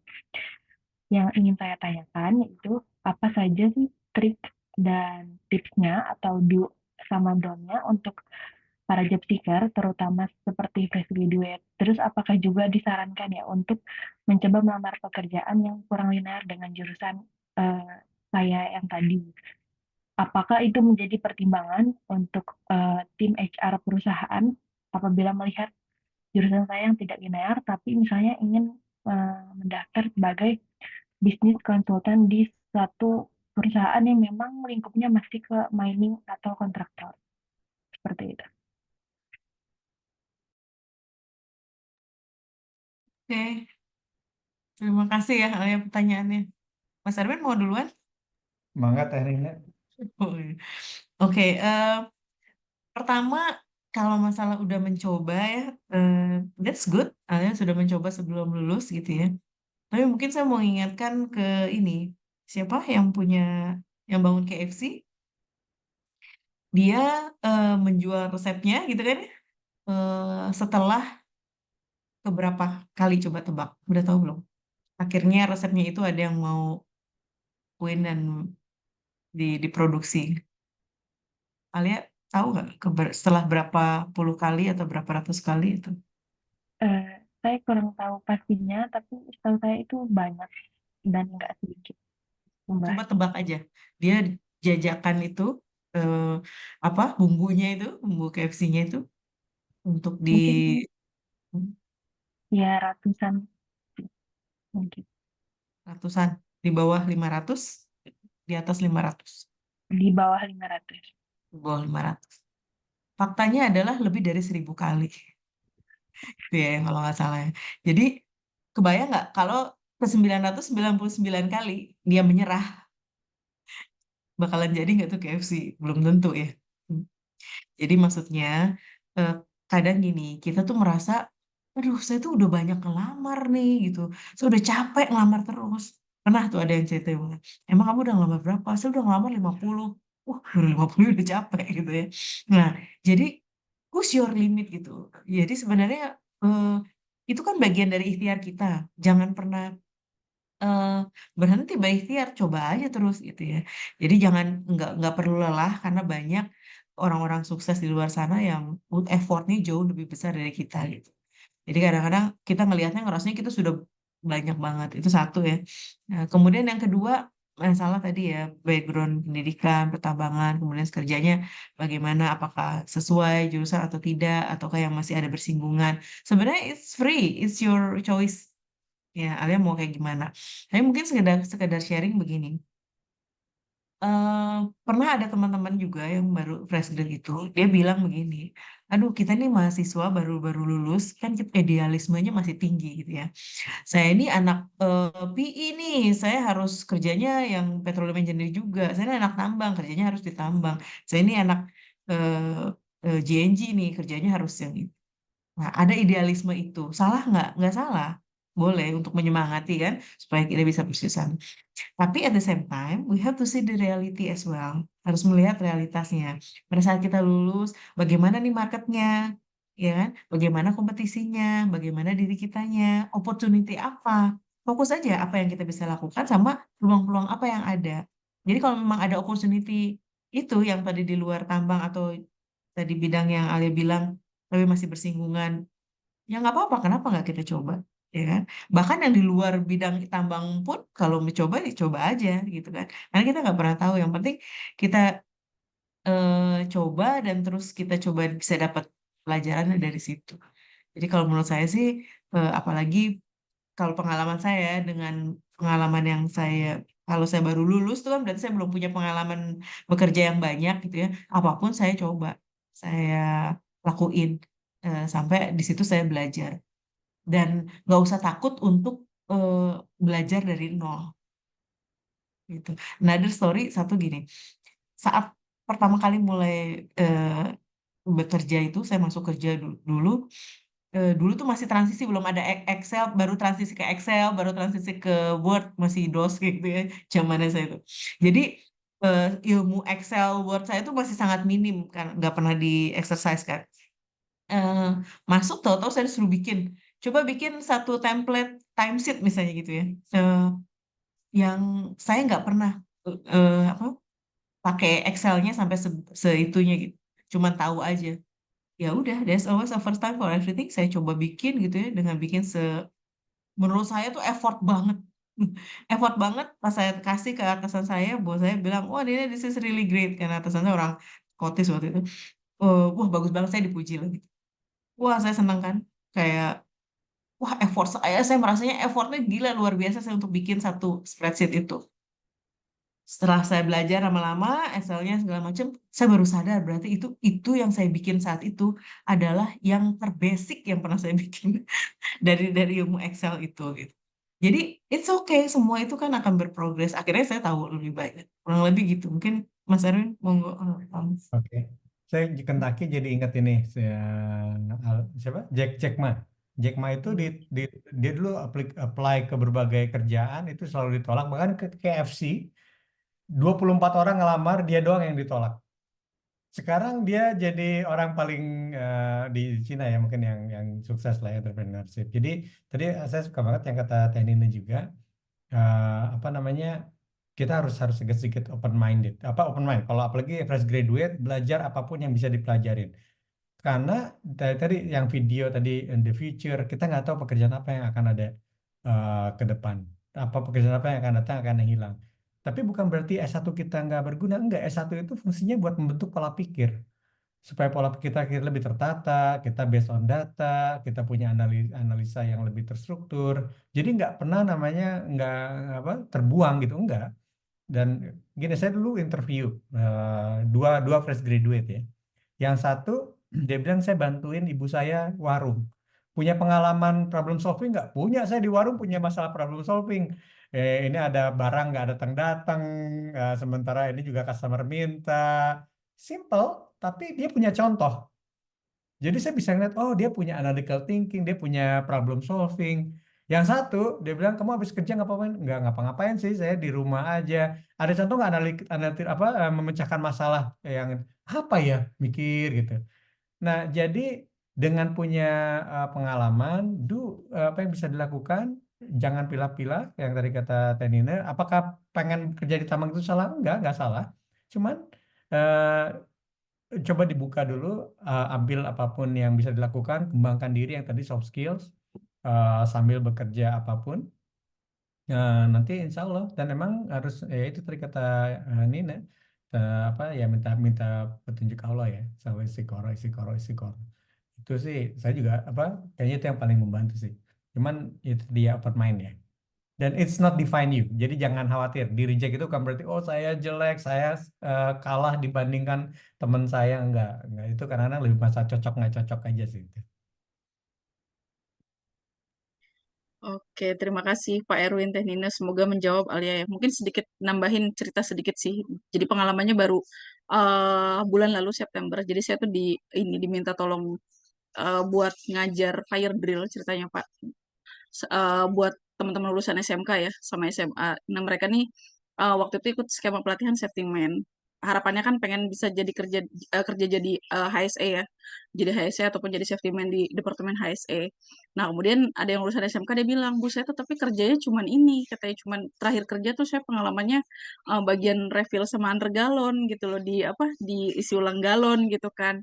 Oh bisa saya bilang gitu. Terus dia CV-nya ya itu cuman sebaris saja gitu kan deskripsinya. Terus saya bilang coba bikin deskripsi kamu, bisa nggak nyambungin ini sama K3? Oke coba dulu. Besoknya dia datang, Bu saya bikin kayak gini gitu kan. Ternyata dia ngejelasin tuh apa kalau pagi tuh dia kasih arahan gitu kan, yang ternyata memang kaitannya sama K3, dia kasih arahan atau misalkan bahasa safety-nya tuh toolbox meeting gitu kan, atau safety talk pagi-pagi. Kemudian target dia tuh saya bisa achieve 200 galon sehari tanpa ada celaka ataupun insiden seperti itu. Ternyata bisa dia mengkaitkan hal seperti itu, dan ternyata hal seperti itu tuh bisa menarik minat recruiter, dan sekarang anaknya udah kerja tuh jadi officer di daerah Ungaran.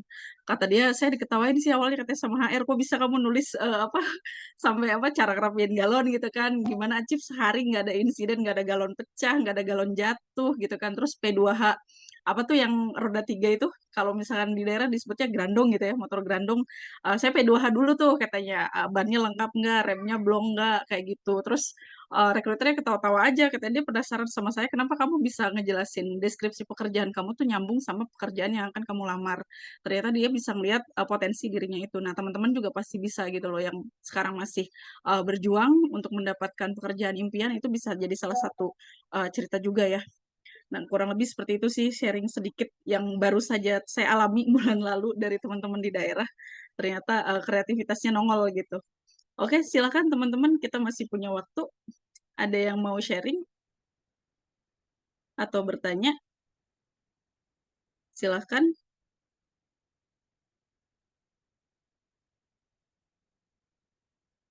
Oke, Tasya, silahkan Tasya.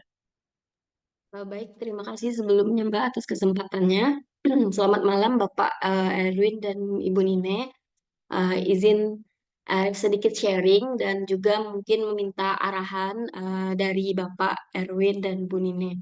Saya merupakan seorang fresh graduate dari jurusan Teknik Elektro, di mana saya lulus pada tahun 2023 kemarin, dan sampai saat ini saya belum mendapatkan pekerjaan full time.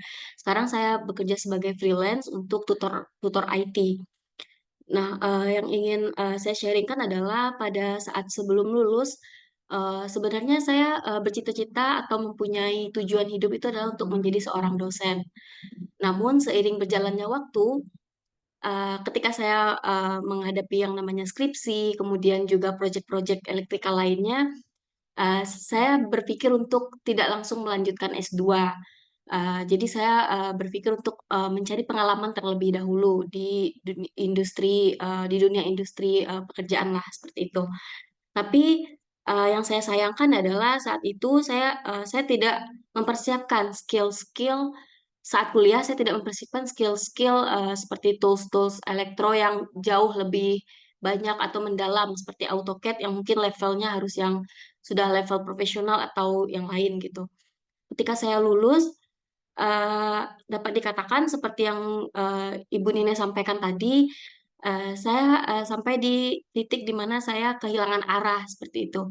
Karena ketika saya melamar pekerjaan, sudah banyak lamaran pekerjaan yang saya masukkan, itu saya melakukan evaluasi, ternyata skill saya itu skill-skill umum, di mana yang orang-orang jutaan atau ratusan orang yang apply ke posisi tersebut juga mempunyai skill tersebut. Apalagi di jurusan saya kan teknik elektro. Itu rata-rata dari yang penglihatan saya dengan membandingkan rekan-rekan saya yang berjenis kelamin laki-laki itu dengan gender laki-laki itu mereka lebih mendapatkan peluang yang lebih besar seperti itu dari yang perempuan untuk posisi yang di elektrikal. Kemudian pada saat itu saya berpikir untuk mungkin mencari opportunity lain dengan menambah skill saya yang di luar bidang elektro. Kemudian juga mencari mungkin di mana minat saya. Sehingga saya mempelajari banyak hal, seperti mulai dari UI UX, kemudian saya juga mempelajari terkait dunia HR, dan lainnya. Setelah saya mempelajari banyak hal, bukannya saya menemukan titik di mana yang oh ya, saya passionnya di sini, seperti itu. Dan saya akan memperdalam hal itu, tapi malah semakin bingung seperti itu, Bu Nina dan Pak Erwin gitu, karena terlalu banyak hal yang dipelajari. Kemudian juga ketika ada dapat dari referral untuk posisi tertentu, ternyata saya tidak menguasai skill tersebut seperti itu, Bu Nina dan Pak Erwin. Padahal saya rasanya sudah lelah sekali seperti mencoba hal-hal yang lain, walaupun awalnya mungkin excited seperti itu, tapi karena terlalu banyak mencoba, jadinya skill-skill yang saya coba itu tidak mendalam, hanya sekitar sampai permukaan saja. Jadi yang ingin saya tanyakan itu adalah dari Pak Erwin dan Bu Nine, eh, dahulu ketika menjadi seorang fresh graduate, eh, bagaimana cara Bu Nine dan Pak Erwin oh ini tujuan saya atau life purpose saya itu adalah bekerja di dunia HR, atau mungkin apa sih, bagaimana cara Bu Nina dan Pak Erwin menemukan passionnya seperti itu. Mungkin sekian, terima kasih. Monggo Teh Nina dan Pak Erwin langsung. Erwin, Nah, Teh silakan. Nina. Oh, aku dulu. Oke. Tasya, makasih banyak ya. Kalau emang pertanyaannya agak ini ya. Yang pasti mungkin Tasya harus, kalau menurut saran aku, cari research deh. Research dulu sekarang yang dibutuhkan elektro itu skillnya apa. Di luar yang tadi graduate. Dan tadi sebenarnya Tasya udah tahu ya sendiri bahwa ternyata kurang mendalam. Berarti ya emang harus didalam ya. Misalnya dari kebanyakan posisi teknik elektro itu yang dibutuhkan adalah AutoCAD. Ya mungkin harus dipedalamin tuh Tasya. Ya, saran aku tambahan lagi, tadi kita udah bicara, ini agak sedikit di luar keilmuan, kalau kita apa minta minta itu juga ya, minta maksudnya kalau ada mentor nggak, Tasya ada teman-teman yang mungkin ada senior atau kakak kelas atau temen yang bisa diajak diskusi, itu juga bisa membantu sih.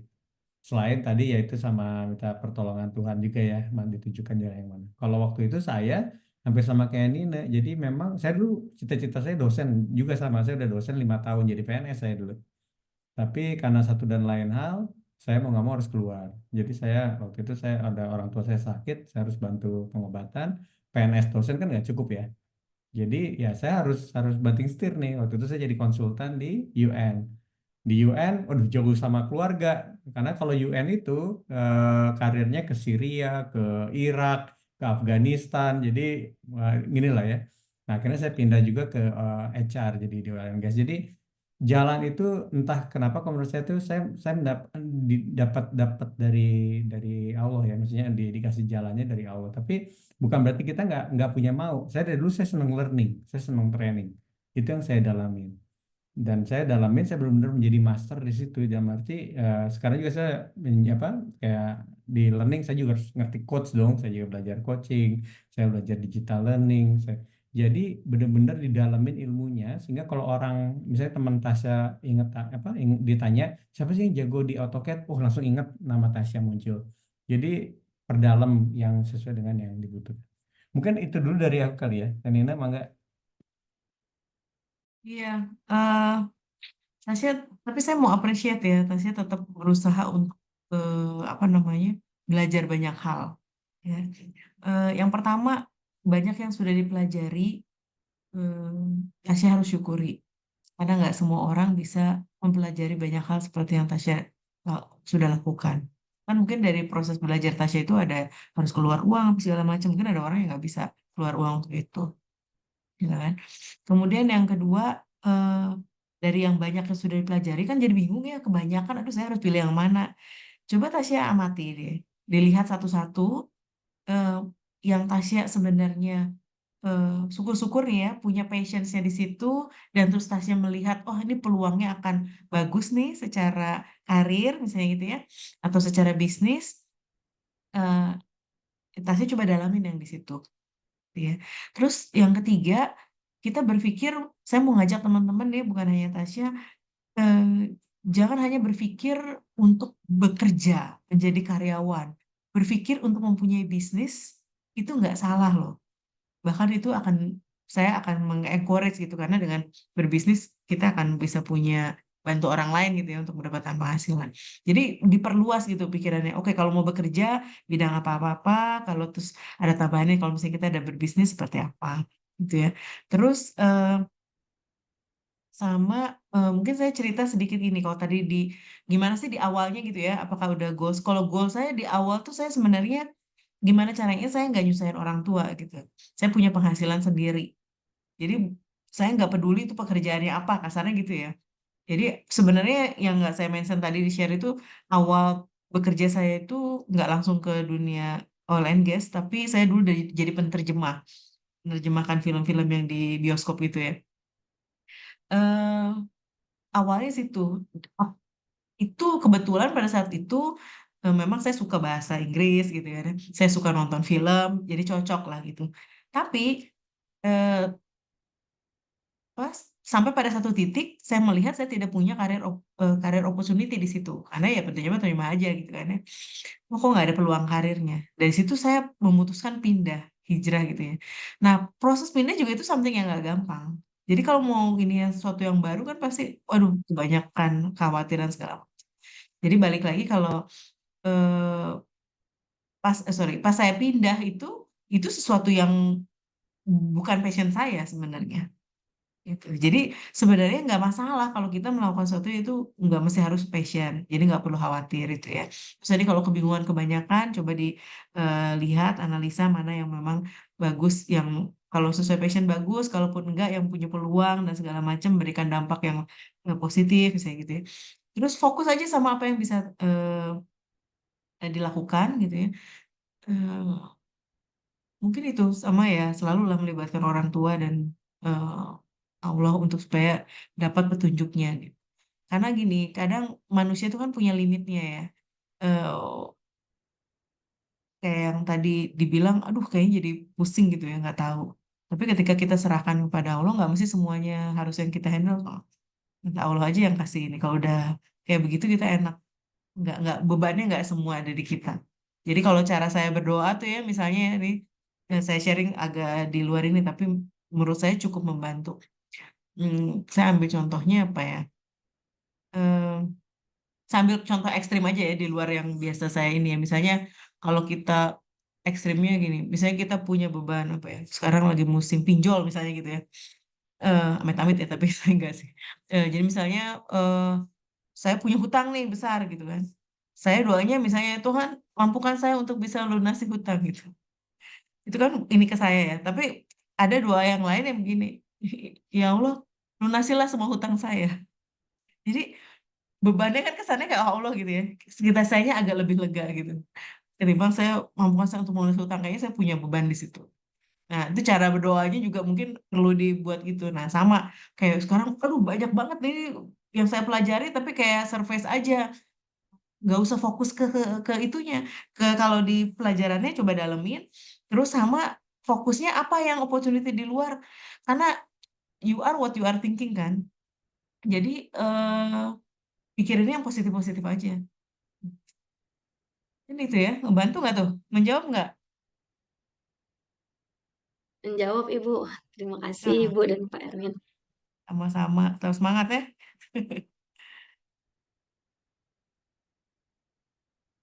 Mbak Desri, masih mute Mbak? Iya, sebentar tadi ini mudah-mudahan menjawab ya. Eh, Memang kalau misalkan fresh graduate terus kemudian apa sih kita dapat tekanan ekspektasi orang tua, ekspektasi tetangga gitu kan, saudara yang kalau ketemu kapan kerja itu tuh jadi bikin kadang tuh panik kemana-mana gitu. Saya juga dulu sama ya pas zaman fresh graduate gitu kan punya ekspektasi pengennya kerja di tambang tuh di site gitu kan tapi waktu itu dapat tawarannya justru di konsultan saya mikir ah nggak keren nih gitu kan ini gimana ya saya harus belajar apa dulu tuh saya di Jogja terus saya join apa ICC karirnya UGM saya bukan dari UGM tapi join tuh nekat aja lah saya daftar gitu kan terus ngikutin course-nya terus ngikutin analisis karirnya kayak gitu-gitu sampai akhirnya tuh ketemu oh ternyata yang perlu diperdalam tuh di ini jadi memang tadi saran dari Pak Irwin tepat ya tahu gitu loh nyoba ini itu tapi harus ada satu yang lebih perdalam lagi terus kalau misalkan ini mungkin saya sedikit nanya lagi nih tambahan Pak Irwin kalau misalnya kita udah perdalam nih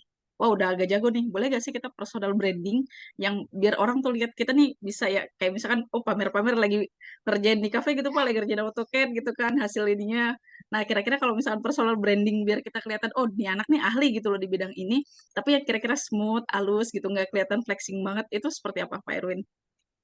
Aduh, mudah-mudahan menjawab ya. Nanti Teh Nina juga mungkin bisa kasih kasih tambahan nih. Kalau tadi saya sama kayak Teh Nina, saya juga ikut komunitas. Nah di komunitas ini emang saya kebetulan juga orangnya yang suka gatel gitu. Kalau ada yang di pikiran pengen diomongin, saya ngomongin. Jadi satu be genuine, yang kedua kita terus belajar, yang pasti kita nggak dengerin orang. Ternyata listening skill itu luar biasa loh, powerful. Kita itu kadang-kadang dianggap orang hebat bukan karena kita banyak ngomong. Tapi kita dengerin, kita nangkap maksudnya, kita kasih respon yang sesuai. As simple kayak gitu tuh kadang-kadang, oh orang ini ngerti ya, padahal kita ngomongnya cuma satu dua, dia yang banyak ngomongnya gitu. Jadi kalau saya lebih senang mendengarkan, tapi saya juga kalau ada sesuatu yang di pikiran saya omongin dan ya itu. Mungkin mudah-mudahan menjawab ya Pak Desri ya, karena kalau ya gitulah, karena yang ya be genuine aja sih. Maka Tenina ada tambahan nggak tuh? Ya, cocok, sepakat tuh. Oke, terima kasih Pak Erwin jawabannya. Bener sih, itu smooth banget ya. Jadi dengan ngerespon atau menjadi pendengar yang baik tuh jadi salah satu branding kita juga sebenarnya. Oh ya, Halus Mbak Desi banget. sama satu Mbak Boleh, Desi boleh satu Pak. lagi. Tadi kan Tasya bilang ya capek gitu udah belajar ini. Nah kunci di dunia sekarang itu jangan capek belajar. Tadi kata Tenina udah bilang bersyukurlah Tasya bisa belajar banyak. Tapi jangan pernah capek belajar karena sampai saya aja sekarang ya udah di atas kepala empat lah ya. Itu ya harus belajar, saya harus ngerti SAP, success factor baru, mobile apps, ya itu tadi saya bilang juga TikTok, saya baru belajar juga Zoom. Jadi keep on learning, jangan pernah capek. Enjoy. Oke, jadi kunci memang jangan pernah uh, stop untuk belajar ya Pak Erwin ya. Terus belajar pasti pasti kita lagi nggak pengen belajar pun kadang ada satu pelajaran sendiri mampir gitu kan. Oh iya ternyata ini tuh gini ya gitu. Nah terus tadi juga Iya. Tani ini bilang bersyukur masih bisa untuk belajar. Salah satunya tuh yang dimiliki sama Tasya tuh effort. Ya semua orang Betul. punya effort buat belajar ini itu selain dukungan mungkin finansial kah ataupun akses ke belajarnya segala macam. Jadi terima kasih Pak Erwin dan juga Teh Nina, kita sudah di penghujung acara nih. Kalau misalkan nanti masih ada teman-teman yang pengen nanya mungkin malu gitu nanya di sini gitu kan untuk open mic itu boleh kira-kira reach out ya ke Teh Nina atau Pak Erwin. Nanti Ya. bisa di Oh, satu lagi Mbak Desi apa satu Pak? aja. Yang Boleh untuk boleh Pak. belajar bukan hanya enjoy, jadiin gaya hidup ya. Jadi kalau gaya hidup itu kita emang enjoy. Kayak kita lari atau sepedahan itu bukan karena kita terpaksa, tapi karena kita enjoy. Sama learning juga jadiin enjoy. Sorry ya Mbak Desri ya, tambahin dikit aja supaya jadiin fun. Oke, Aman-aman Pak. semoga. Oke, jadi teman-teman kalau yang masih ini nanti kita bagikan ya Pak Erwin dan Nina ke teman-teman nanti saya mintakan ke Pak Erwin nanti saya kirimkan ke emailnya emailnya teman-teman sampai keliru lagi nih. Jadi eh, tadi udah banyak sekali wejangan, kemudian sharing jawaban-jawaban juga. Kalau tadi itu yang tadi saya notice banget tuh adalah jaga kesehatan. Jadi karena Teknina dan Pak Erwin ini praktisi HR, jadi mereka tahu nih tren apa sih anak muda sampai harus sangat ditekankan jaga kesehatan. Karena memang sekarang kan banyak ya ngopi tiap hari manis gitu, kemudian ganti es teh manis juga. Tidak lupa seblak dan kawan-kawannya, bakso aci, ciomi dan lain sebagainya. Jadi itu juga mempengaruhi. Jangan sampai kesehatan teman-teman bisa jadi apa ya mempengaruhi karir teman-teman untuk berkembang. Jadi coba dirutinkan untuk mungkin olahraga mulai di 5.000 3.000 langkah dulu deh per hari atau mungkin tahan-tahanin seblak dan manis-manisnya sebulan sekali aja dulu. Nah, jadi biar kemampuannya udah oke tapi ternyata terhalang pada saat medical check up. Nah, itu juga mungkin bocoran sedikit dari Tenino bahwa mungkin sekarang tren sakitnya nih ada bocor di medical check up. Nah, itu juga jadi salah satu tips buat teman-teman juga. Oke, sebenarnya masih kurang 3 menit, tapi sudah kita cukupkan malam ini. Nanti kita akan ketemu sesi selanjutnya di November ya, sebulan lagi. Jadi memang ini kesempatan buat teman-teman bisa ketemu sama mentor-mentor dari WIMI Indonesia dan juga disupport sama HRMC. Nanti mungkin ini bulan depan nanti Teh Nina sama Pak Erwin mungkin bisa hadir, cuman memang pembicaranya mungkin berbeda ya Teh Nina Pak Erwin. Nah, jadi nanti bisa juga nanti kita datangkan mentor-mentor lain untuk ikut nonton gitu. Nah, jadi bisa biar teman-teman juga bisa kenalan sama mentor-mentor.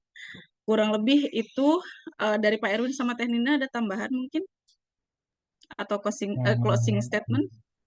Makasih banyak Mbak Desri, Wime udah kasih platform ini. Insya Allah kita bisa bantu teman-teman menjadi individu yang lebih baik buat Indonesia yang lebih baik. Jauh banget ya. Amin, amin. Ya, Teh Nina sama. mungkin ada. Ya, terima kasih Mbak Desri. Wime udah berkolaborasi dengan Ciamikes Community. Teman-teman juga terima kasih ya. Tetap semangat belajar. Jangan pernah berhenti belajar. Jangan pernah berhenti bersyukur.